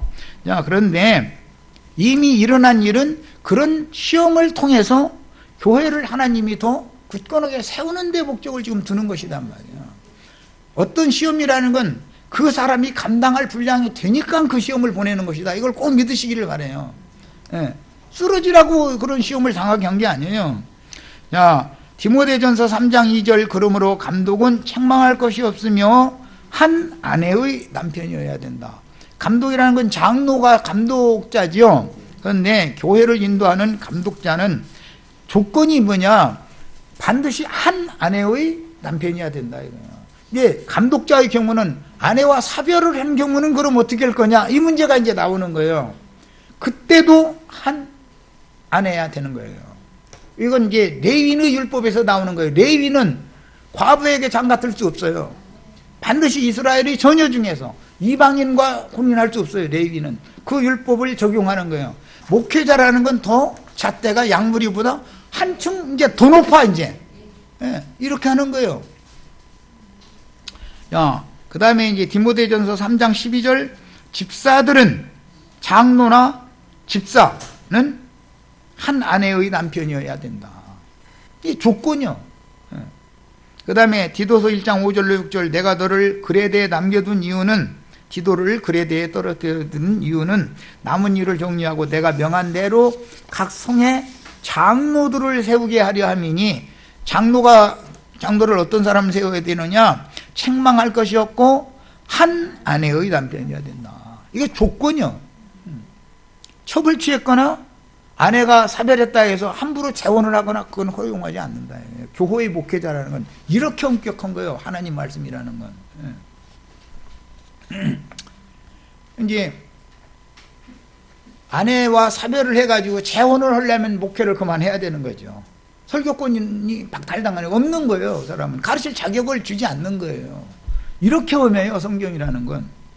야, 디모데전서 5장 8절로 10절, 누구든지 자기 친족 특히 자기 가족을 돌보지 아니하면 믿음을 배반한 자요 불신자보다 더 악한 자니라. 과부로 명부에 올릴 자는 나이가 60이 덜 되지 아니하고 한 남편의 아내였던 자야 된다. 예, 이걸 참과부라 그러는데 왜 이 말이 나오느냐? 초대 교회에는 참과부 명부를 만들어서 과부들은 교회에서 헌금을 해서 살림하는데 도움이 되도록 도와줬어요. 그 사도행전에 보면 그래서 헬라파, 본도파, 유대파, 헬라파, 유대파 사람들에게만 헌금을 주고 헬라파 과부는 똑같은 조건이 왜 헌금을 안 주고 그래가지고 분란이 일어나는 경우 있죠. 초대교회는 반드시 교회 안에 나이든 과부가 있어도 힘없는 과부 자식이라도 있으면 자식이 돌보니까, 친족이 돌보는 것이 원칙이니까 문제가 없지만 자식도 없어, 과부요, 남은 인생을 어떻게 할 거냐 이거요. 교회가 짊어졌었던 거예요. 우리도 동일한 성경의 이런 정한 바를 따라서 교회 생활을 실행을 해야 되는 거예요. 아직 우리 중에는 다행히 이제 그런 분이 안 나왔으니까 그러고, 그런 경우에는 그렇게 해야 된다 이거예요. 교회가 그의 생계 문제를 책임을 져야 되는 거예요. 이것이 성경 이야기다. 자, 과부의 명부는 이제 초대교회에는 과부를 돌보기 위해서 구제 헌금을 하였는데 젊은 과부는 제외하였고 나이가 60 이상으로 한 남편의 아내였다가 과부가 된 경우로서 조건이 정해졌다라는 걸 알 수 있다. 장로나 집사의 직분을 하려면 한 아내의 남편이어야 돼. 당연히 이제 여집사가 있기 때문에 한 남편의 아내야 집사 자격을 주는 거예요. 집사라는 건 봉사자다 이런 말이야. 그게 봉사자. 야, 뿐만 아니라 돌볼 리가 없는 과부는 교회가 짐을 지는데 60세 이상인 조건이 첫째고, 그 다음에는 재혼을 한 적이 없는 것이 이렇게 중요한 거예요. 이렇게 재혼을 했으면 그 남편이 그 일생을, 남은 인생을 책임졌을 거니까 뭐 교회가 짐질 필요가 없는 거죠. 자, 교회 밖의 일들은 인도자가 관여할 필요도 없고 관여하면 아니 되지만 교회 내의 일은 성경에 따라서 처결해야 하므로 인도자의 권면을 받는 양무리는 인간적인 생각을 앞세워서 위 성경에 기록된 진리의 글을 거스르면, 진리의 글인 성경의 말씀을 거스른다는 뜻은 사실은 하나님을 대적하는 결과가 된다 이런 말이에요. 사람의 생각과 하나님의 생각이 다른 거예요. 같지 않아요. 사람의 생각이란 건 세상이 다 그런데 뭐 그냥 적당하게 넘어가지 이렇게 나오죠. 하나님의 법에는 그게 통하지 않는 얘기단 말이에요. 매사에 어떤 사안이든지 누가 말씀 밖에 나간다면 주님 앞에서도 자신이 책임을 져야 한다. 말씀 밖에 나가면 자신이 책임지는 거예요. 아니, 난 끝내 이 길로 가겠다면 누가 그걸 어떻게 할 거예요, 그걸. 그 사람들 오게 놔둬야지. 만약 이 모자가 내가 고린도 아니면 딴 데 가서 살면 그뿐이죠. 가서 그렇게 하면 딴 데 가면 소문 안 나? 눈치가 보는 이웃도 알고 다 알게 마련인 건데, 그게. 모자가 아니야 말이야. 이상한 짓 하는 집이다 말이야. 이렇게 금방 얼마 지나면 또 그 동네 사람들 다 뽀록 나거든. 이것은 속일 수 없는 일이요. 그런데 이 사람들은 정말로 강한 영과 담대한 마음이 아니면 고린도 교회에 다시 회개하고 돌아와서 교회 생활을 회복한다는 게 이게 보통 문제가 아니다. 이 사람들은 둘은 분량이 되기 때문에 이런 시험을 당했고 다시 굳건하게 섰기 때문에 분명히 주님께서 이들에게 얼마나 큰 사랑과 은혜로 더 대해 주셨겠어요. 그건 뻔한 거 아니에요. 그래서 죄가 더한 것에는 은혜가 더한다는 거예요. 몰라서 그런 걸 그거 어떻게 할 거예요. 아무 생각 없이 그렇게 한 걸. 이미 일은 저질러져 있고 그걸 어떻게 할 거예요. 그건 물을 수 있는 문제도 아니고 없는 걸로 하나님이 받아주시는 밖에 없는 거죠. 문제는 회개하는 거예요. 기록된 진리의 명령을 모르고 행했던 지난날의 잘못들은 회개하여 회개에 합당한 열매를 맺음으로 용서를 받아야 하며, 진리를 가르침 받으면 성경의 명령에 따라서 내 생각을 접고 반듯하게 처신해야만 더 큰 은혜와 하나님의 돌보심을 받을 수가 있습니다.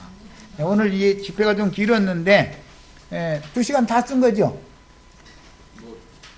2시간 하자면 조금 시간이 남았으면 어쨌든 시간이 뭐 다 안 됐을지라도 몇 분 질문 있으면 질문 받겠습니다.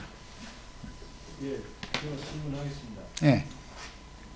성경에 이렇게 원론적인 우리가 실행을 하는 것은 저도 원칙적으로는 그게 맞고 아닌 부분이 있고, 이것을 이제 영적으로 주님을 남편으로 두고 또 우리가 믿는 성도 한 분 한 분은 여성으로 우리가 이제 정의를 하는데, 그래서 주님과의 관계와 또 세상 교회로 예표되는 협력 교회를 예표해서 이런 단들을 영적으로도 분명하게 이해를 해서 더 나아가는 말씀들이 우리한테 충분히 이해가 돼야 된다고 이제 저는 생각을 하고, 우리 형제님을 통해서 늘 이제 영적 적용이 사실 구체적으로 더 나아가는 말씀이라는 것을 우리가 알아볼 수 있습니다. 그런데 실제 우리가 이런 어떤 개인사의 어떤 이런 결혼이라든가 이혼 이런 문제들을 이런 말씀에 비춰서 적용을 해서 율법적인 어떤 그런 의미가 있을 때 사실 어떤 제한의 폭은 자꾸 줄어든다고 생각합니다. 왜냐하면은 제한의 폭이라는 것은 뭐냐면 주님은 어떤 전체적인 우리가 율법으로부터 자유하는 이런 은혜의 신앙을 요구를 하는 것이지, 실제적으로 어떤 틀에 얽매여서 신앙을 하라는 것은 아니라고 저는 이제 그런 부분이 있다고 볼 때, 이것을 물론 모르고 어떤 이런 실행과 이런 깨달음의 실행은 편차가 있겠지만은 이것을 보다 좀 우리가 이렇게 이해하는데 말씀 적용과 영적 적용을 다음에 좀 적용을 해서 한번 말씀해 주시면 고맙겠습니다. 다음 제가 좀 예.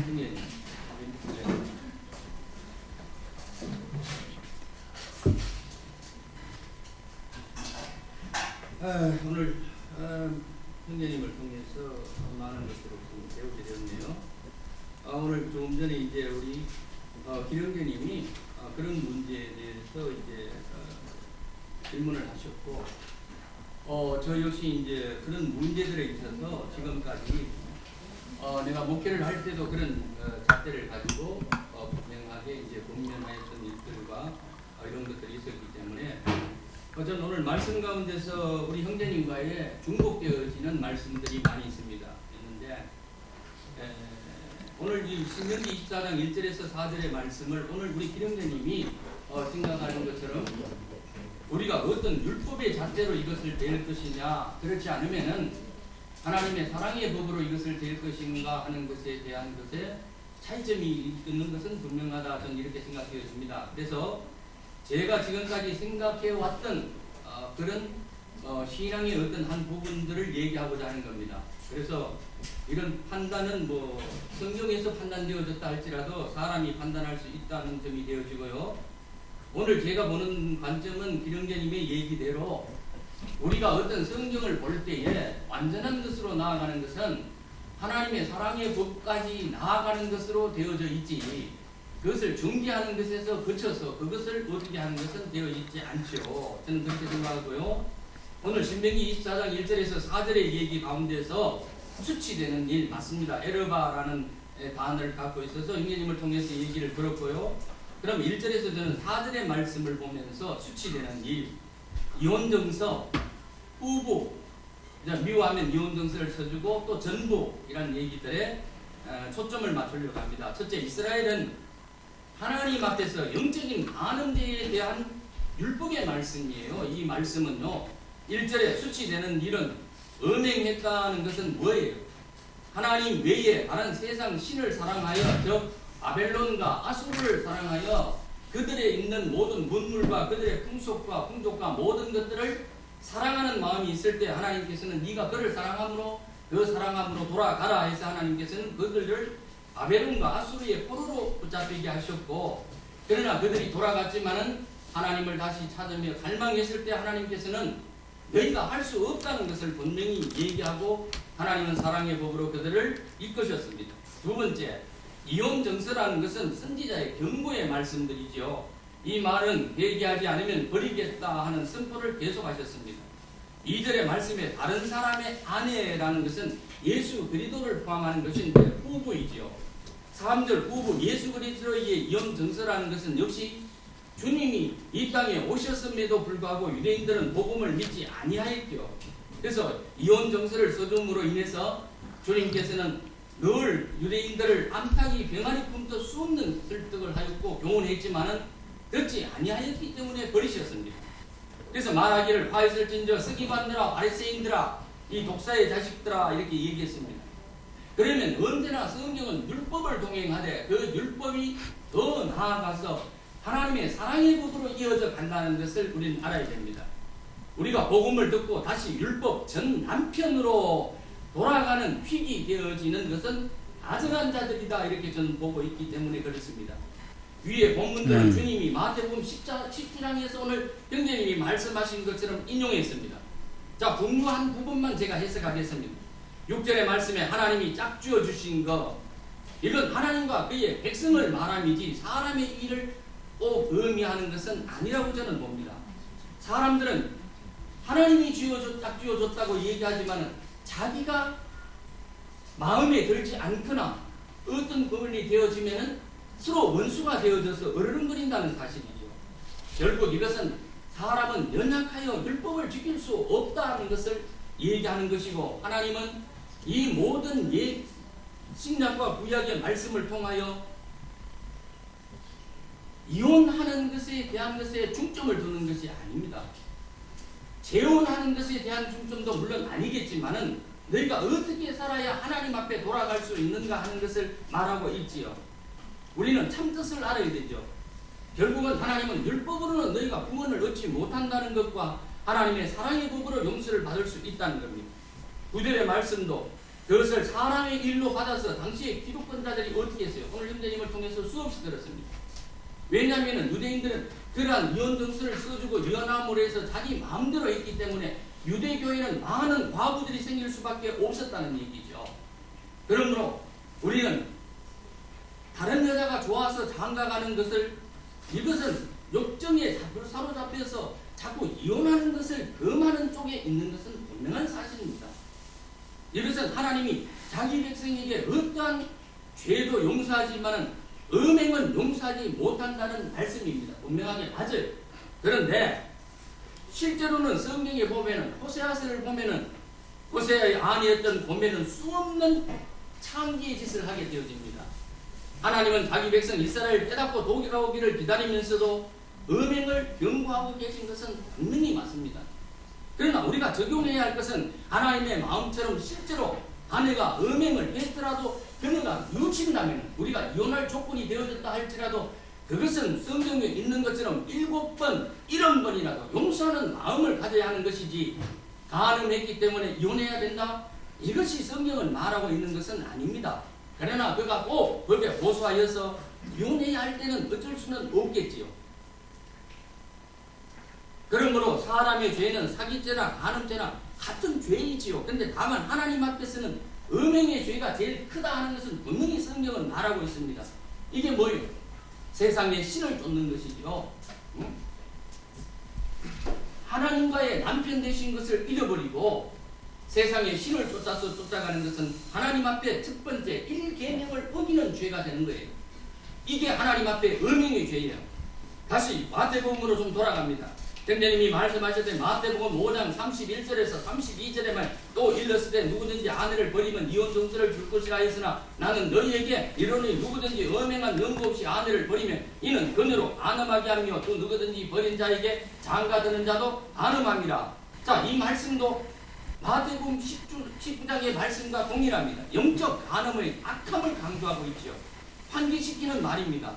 영적인 간음을 한다면 너는 너희를 버려버리겠다는 게 하나님의 말씀이죠. 로마서 7장은 말하기를 첫 남편이 살아있다는 말은 율법 선생이 율법이 내 안에 살아있을 때에 여자가 다른 남자 그리스도에게 취직하면 간음하죠. 왜냐하면 내 속에 옛사람의 것이 있으면서 주님 앞에 내가 주님 앞에 바로 섰다고 하는 것은 분명히 가늠하는 죄이지요. 왜냐하면 주님을 사랑한다 하면서 그 속에는 세상의 것으로 되어져 있으면 가늠한다는 얘기입니다. 저 옛사람이 십자가에 죽어야 되겠죠. 첫 남편이 죽어야 되는 거예요. 그리스도의 복음 안으로 들어올 수 있다는 거죠. 이 시대의 기독교인들이 대부분이 이렇게 해당되는 거예요. 옛사람의 습성을 버리지 못하고 복음을 믿는다고 하는 것은 그는 간음녀들이에요. 그건 분명히요. 그래서 음료교회가 될 수밖에 없다는 것이죠. 마태복음 5장을 적용합니다. 유대사회에서는 실제로 용해는 음행하지 않았는데도 형제님이 말씀하신 것처럼 이혼을 당하여 어려움을 피력하고 있던 일들이 많아졌습니다. 그러면 그녀들은 어디 가서 쉽게 재혼할 수도 없고 마수의 손에 빠질 수밖에 없고 욕정을 느끼기 어렵고 생활비의 문제도 여러 가지로 어려운 문제들이 있었기 때문입니다. 그래서 음행 이외에 이혼을 금하셨던 것은 분명한 사실입니다. 이런 여자에게 장악하는 것도 금하신 것이죠. 오직 우리는 하나님의 심판을 돌아보면 하나님은 늘 심판 가운데서 구원과 함께 이루어져 가는 것을 우리는 볼 수 있죠. 그러면 율법에서 그리스도의 사랑으로 넘어가지 못한다면 늘 정죄와 심판받게 되지 않는다는 사실입니다. 뭐 그 외에 많은 얘기들이 있지요. 그럼 제가 정리하는 것은 이렇습니다. 지금도 일반 세상에서 어떤 아버지가 바뀌거나 어떤 부분이 되어지면 세상의 법도 어부 아버지의 성으로 따라가게 하는 법을 다시 고쳐놨습니다. 그럼 저는 지금 이러한 얘기들 가운데 재혼을 마음대로 해도 된다는 어떤 이혼해도 된다는 쪽에 있는 것은 아닙니다.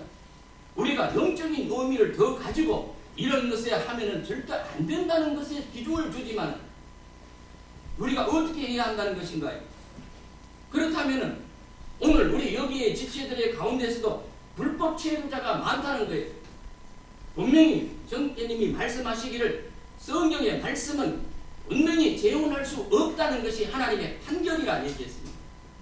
그러나 많은 지체들 가운데서 제가 살펴볼 때에 이 모양 저 모양 여러 가지 있어요. 이유는 있어요. 면책을 받은 사람들도 있습니다. 이런 모든 것들은 불법 체류자죠. 하나님은 그 법 안에서 재혼하는 것이 완전히 하나님께서는 되지 않는 거예요. 오늘 말씀 가운데서도 계속 말씀하시기를 원상태로 돌려놔야 한다는 얘기. 그럼 전부 다 원상태로 돌아가시기를 바랍니다. 왜냐하면 누구에게는 이런 잣대를 대고 누구에게는 이런 잣대를 댄다는 것은 분명하게 잘못된 잣대이기, 이건 고무줄 잣대라고 저는 얘기합니다. 그래서 영적인 것을 추구하기 위함이지 육신의 일어남에 대해서 계속 정죄의 것으로 나아간다면 우리의 연약한 육신을 가진 우리가 어떻게 하나님 앞에 온전히 나아갈 수 있겠는가 하는 것이죠. 저는 이혼하라는 것에 강조점을 주는 것은 아닙니다. 우리가 이러한 이혼의 관계를 가지고 하나님 앞에 영적인 본 남편이 예수께로 돌아가는 데 우리가 어떻게 해야 할 것인가 하는 것이죠. 오늘 주님께서는 물론 회개하며 돌아오며 라고 했습니다. 물론 문자적으로 볼 때에 그 관계를 청산하고 돌아오는 것은 분명히 있습니다. 그러나 주님께서는 사랑의 법으로 그가 회개하는 말은 무엇입니까? 네가 찔림을 받고 비난을 받고 벌거심을 받을 때에 네가 얼마나 고통스러운가 하는 것을 하나님은 우리에게 보여주시죠. 그것을 통하여 이혼한다는 이혼이 얼마나 고통스럽고 얼마나 잘못된 일이며 이후의 모든 일들에 흐물되어진 일인가 하는 것을 깨달으면서 하나님 앞에 용서를 구해야죠. 다시는 내가 이러한 일들에서 돌아서 하나님 앞에 바로 가야 하겠다는 것이 하나님께서 원하시는 바이지 이혼을 하지 못하는 것의 어떤 부분이 아니라 이혼이 되어 이렇게 어렵고 어떻게 해서는 안 된다는 것을 강조하시면서 다시 하나님의 사랑의 법으로 돌아가는 것을 말하고 있습니다. 우리가 이러한 일들도 그래요. 우리 지체들 간에서도 이러한 일들이 일어났을 때에 왈가불가하여 어떤 일들을 할 수는 없습니다. 왜냐하면 장로 형제님 우리 나형제님이 계시기 때문에 그 형제님을 통하여서 이러한 일들이 어떻게 되어지며 조용히 교회가 시끄러운 것이 아니라 교회가 평안 가운데 원하시는 하나님 앞에서 함부로 당자의 말을 해서는 안 된다는 얘기입니다. 형제의 아픈 것을 더 찔러서 더 아프게 한다는 것은 하나님 앞에 중재받을 일이죠. 누가 심판한다고 했습니까? 형제님도 늘 그렇게 얘기해요. 가 같은 죄인이 어떻게 남을 손가락질 하느냐? 그 손가락질 하나는 내 스스로 다시 내게 돌아온다고 말씀하고 있지요. 그래서 형제님은 늘 그래요. 내가 함부로 판단하고 경제할 수 없다. 스스로 하나님 앞에 돌이켜야 한다라고 얘기하는 주장이죠. 우리는 그런 권리가 없는 거예요. 왜냐하면 주께서 심판하실 일이지 그가 어떠한 하나님께서 인간에게 준 자유의지를 사용하여 결혼했다면 하나님께서 그를 지취하시든지 하나님께서 어떻게 하시든지 하나님께서는 분명히 하실 거라는 얘기죠. 그런데 우리 인간이 이러한 율법 속에 있지만은 우리가 이 율법을 통하여 하나님 앞에 어떻게 나아갈 것인가, 우리가 어떤 방법으로 나아갈 것인가 하는 것에 초점을 맞추려 하는 것이지, 이런 것으로 계속하면 정죄밖에 남지 않는다는 거예요. 교회가 시끄러울 수밖에 없다는 거예요. 왜 가서가지고 양면의 적응이 분명히 있죠. 제가 음행하는 것이 나쁘다는 얘기가, 이것은 영적인 의미로 보면 하나님과의 음행의 관계를 간략하게 강하게 있다는 이제 거예요. 할 얘기 다 한 것 같으니까 네, 간략하게 결론. 우리는 율법에서 나아가는 하나님의 사랑의 죄에 있어야 돼. 우리가 문자로 본다면 살인죄 한 사람은 어떻게 제자리로 돌려놔요? 그 사람을 살려놓습니까? 그렇지 않다는 거예요. 우리 좀 이런 면에서 좀 더 우리의 눈을 좀 넓혀볼 필요가 있지 않을까 하는 것에 있습니다. 이런 것들을 잘 기억하시고 지체들이 아멘. 인도자가 되시는데 벌써 그래서 여자는 교회에서 잠잠하는 이유가 무엇에 있습니까? 말씀이 없으면서 어떠한 것을 통해 가지고 자꾸 이러한 분란을 일으키면은 이런 교회가 자꾸 잘못되어진다는 거예요. 자, 됐습니다. 이제 하시고 싶은 얘기는 다 한 것 같으니까 또 네. 다른 분 또 질문 받습니다. 내가 할게요. 네. 교회는 간략하게 시간이 많이 됐으니까 교회는 간략. 그리스도의 몸이에요. 머리는 그리스도고 주님은 교회를 정결케 하기 원해요. 우리가 지금 거룩한 성에 예루살렘에 이런 걸 참여하는 그런 고통을 나누고 있어요. 우리가 그렇게 되면 이게 다 영적적만 하고 육신은 마음대로 살아도 된다는 건 아니잖아요. 성경의 근거에서 얘기를 해야 돼. 사람의 말로는 백날에 소용없어. 그러니까 개인적인 어떤 행동이 몸에게 어떤 해를 끼치고, 하나님의 교회는 그리스도의 몸이기 때문에 이런 것들을 쓴뿌리가 나서 썩게 하는 거에 대해서 깊이 알아야 돼요. 자기 개인의 일이 아니에요. 이거는 하나님 기뻐하시면 안 되는 거예요. 주님은 교회를 지키기를 원해요. 거룩하게 분별시키기를 원해요. 예, 됐습니다. 말하고자 하는 의도는 충분히 된 것 같아요. 예, 또 다른 분. 예. 그럼 남편은 예. 사별을 하고 예? 남편은 사별을 하고 예. 결혼 관계에서요. 또 여자는 이혼을 했을 경우에는 예. 그건 어떻게 해당이 되나요? 아, 이제 두 짝 중에 하나는 사별을 했는데 하나는 그냥 이혼을 한 경우, 예, 그런 것도 인생사에서 뭐 여러 가지가 있을 수가 있어요. 예. 그럼 성경상으로 잘못된 건가요? 아니에요. 그러니까 이제 우선 지금 질문을 취합하는 중이에요. 이런 경우 재혼이 가능하냐, 이제 그 얘기잖아요. 예. 또 질문 있으시면 또 받습니다.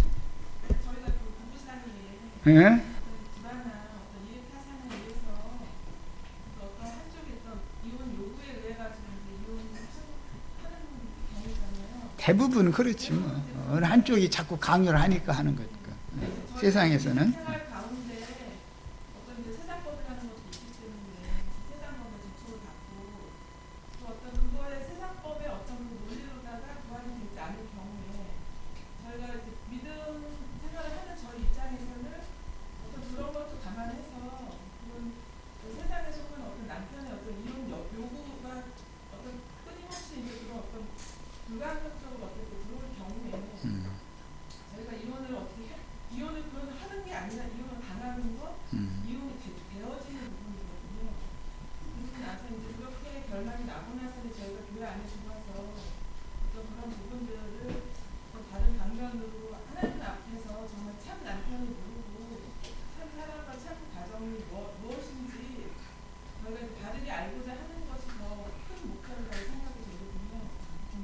그러니까 저희가 실질적으로 이제 이혼을 저희 안에서 당연히 또 여러 케이스가 있을 수 있겠지만 이혼을 저희가 일부러 어떤 저희가 정말 믿음이 정말 안일해서 이렇게 정말 그 하는 경우는 거의 저도 이제 이렇게 해봤지만 그렇게 한 경우는 거의 좀 드물다고 봅니다. 얘기하고자 하는 거는 이제 충분히 알았어. 또, 예, 예. 질문 받습니다. 처음으로 여기 참석하게 돼서 너무 감사드리고,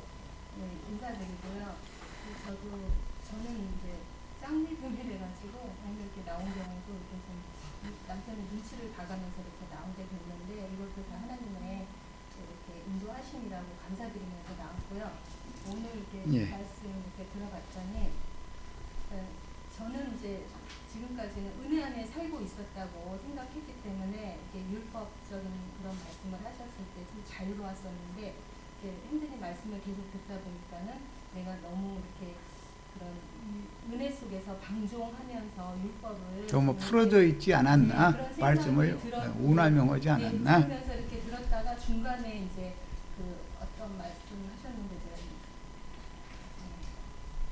이제 나중에 이제 그 정말 그 고린도교에서 그렇게 은행을 했는데도 이제 사랑으로 용서하고 회개했을 때 받아주라는 그 말씀에 굉장한데 감동을 받고 그때 이제 제가 나름대로 이제 영적 적용을 했다면은 정말 이제 그 순간에 그런 생각이 들었어요. 하나님이 그 말씀하실 때 내가 그런 과거에 그런 자였는데 회개하고 돌이키니까는 사랑으로 은혜를 베푸셔서 용서해 주셨구나 해서 이제 그 부분은 제가 이제 나름대로 이렇게 좀 자그맣게 적용을 했고요. 그래서 예. 이제 지금 조금 부담이 되는 거는 믿지 않는 남편을 이렇게 바라볼 때 제가 이제 율법적으로 적용을 해야 될지 또 은혜 안에서 또 이렇게 해야 될지 그런 그 감정을 제 감정으로 이렇게 뭐 좋을 때는 또 이렇게 은혜로 받아들일 수 있겠는데 또 그렇지 않을 때는 또 율법적인 잣대로 남편을 또 정죄할 수도 있고 제가 그렇게 될까봐 그런 부분에 대해서는 주님께 어떻게 이제 생활을 해야 될까 하고 이제 생각했고요. 그러면서 이제 선생님한테 이제 들은 얘기 중에 이제 나를 이렇게 돌아보면서 남편을 구원에 이룰 수 있도록 어떻게 해야 될까 그 부분에 대해서 생각했는데 조금 더 그런 부분에 현실적으로 한 번 말씀해 주셨으면 좋겠어요. 예. 감사합니다. 예. 더 참여하시고 싶어 시간이 좀 없네. 한 번만 질문 좀. 예, 예. 그러면 마지막 질문 우리 받습니다. 여기 지금 교회 모임이 오후 시간에 만약에 질문이 많으면 오후 시간에 뭐 이렇게 이 내용 가지고 질문하시고 답변하시고 그러면 됩니다. 그 예. 질문이 교회 안에서 아까 선생님 교회 중에서 일어나는 일과 우리가 교회 일단은 이제 이 믿음 생활 하기 전에 뭐 타 교회든지 세상이든지 종교이든지 했을 때 아까 선생님 말씀하듯이 이 말씀을 듣고 우리가 깨닫고 거듭나지 않은 상태에서 주님의 생명으로 나지 않은 상태에서 한 일들은 그건 모르고 한 거잖아요. 그러면 주님을 교회 생활 안에 신앙 생활을 했어도 오래 했는데도 이런 가르침을 받지 않으면 예. 판단력이 없을 수가 있어요. 네네. 성경에 있어도 그냥 휙 읽어도 그냥 건너가는 경우가 너무 많은 거예요. 그래서 원래가. 그 말씀을 우리가 알고 했던 모르고 했던 것은 상당히 지금 큰 차이가 있거든요. 교회 생활 안에서 주님 말씀이 확실히 그것을 알고 깨달아갖고 그런 일을 했다면 이것은 주님한테 어느 지체가 말을 교회에서 안 할지라도 자기 안에서 그건 주님이 이제 책임질 거라고 저는 믿어요. 왜냐하면 각자의 책임은 주님이 손에 빠져 들어가면 주님이 그것은 뭐 우리가 하나님 입장에서 말할 수 있는 건 아니거든요. 우리는 다 피조물이기 때문에 그것은 본인들이 근데 이제 그것을 모르고 했을 경우는 그 본인도 모르기 때문에 그러는 거잖아요. 그런 것을 형제님이 아주 명확하고 확실하게 말씀 좀 해주셨으면 하는 마음으로 말씀드립니다. 예. 아니 했는데 더 자, 일단 이것은 질문 요지가 지금 한 7가지로 돼 요약을 했는데 이것을 간략하게 하기는 쉽지 않을 것 같고 애찬하고 오후 시간에 이 말씀 내용을 더 나가고 질문 있으면 오후 시간에 더 받아가지고 취합해가지고 하도록 하겠습니다. 자, 이 시간이 애찬 시간이 됐죠? 멀었어? 그러면은 집회는 조금 허리 아파도 이렇게 기지개 켜고 이렇게 좀 팔도 좀 이렇게 하고 운동 잠깐 하고 그러고서 이어서 가겠습니다. 그리고 집회 중에는 이제 질서를 지켜야 돼. 지금부터 내가 답변을 하는데 중간에 여기서 풀쭉 저기서 풀쭉 이런저런 얘기하면 집회가 안 되니까 다 들어보고 나처럼 메모 다 해가면서 누가 뭔 말한 것을 다 알고서 정확하게 해야 되는 거예요.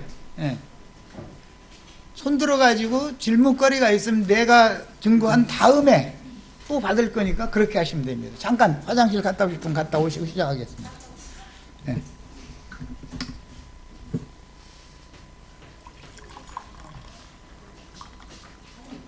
성경의 증거가 아니고 사람의 말로는 백날해도 소용없어. 인간 말이랑은 다 소용없는 거예요.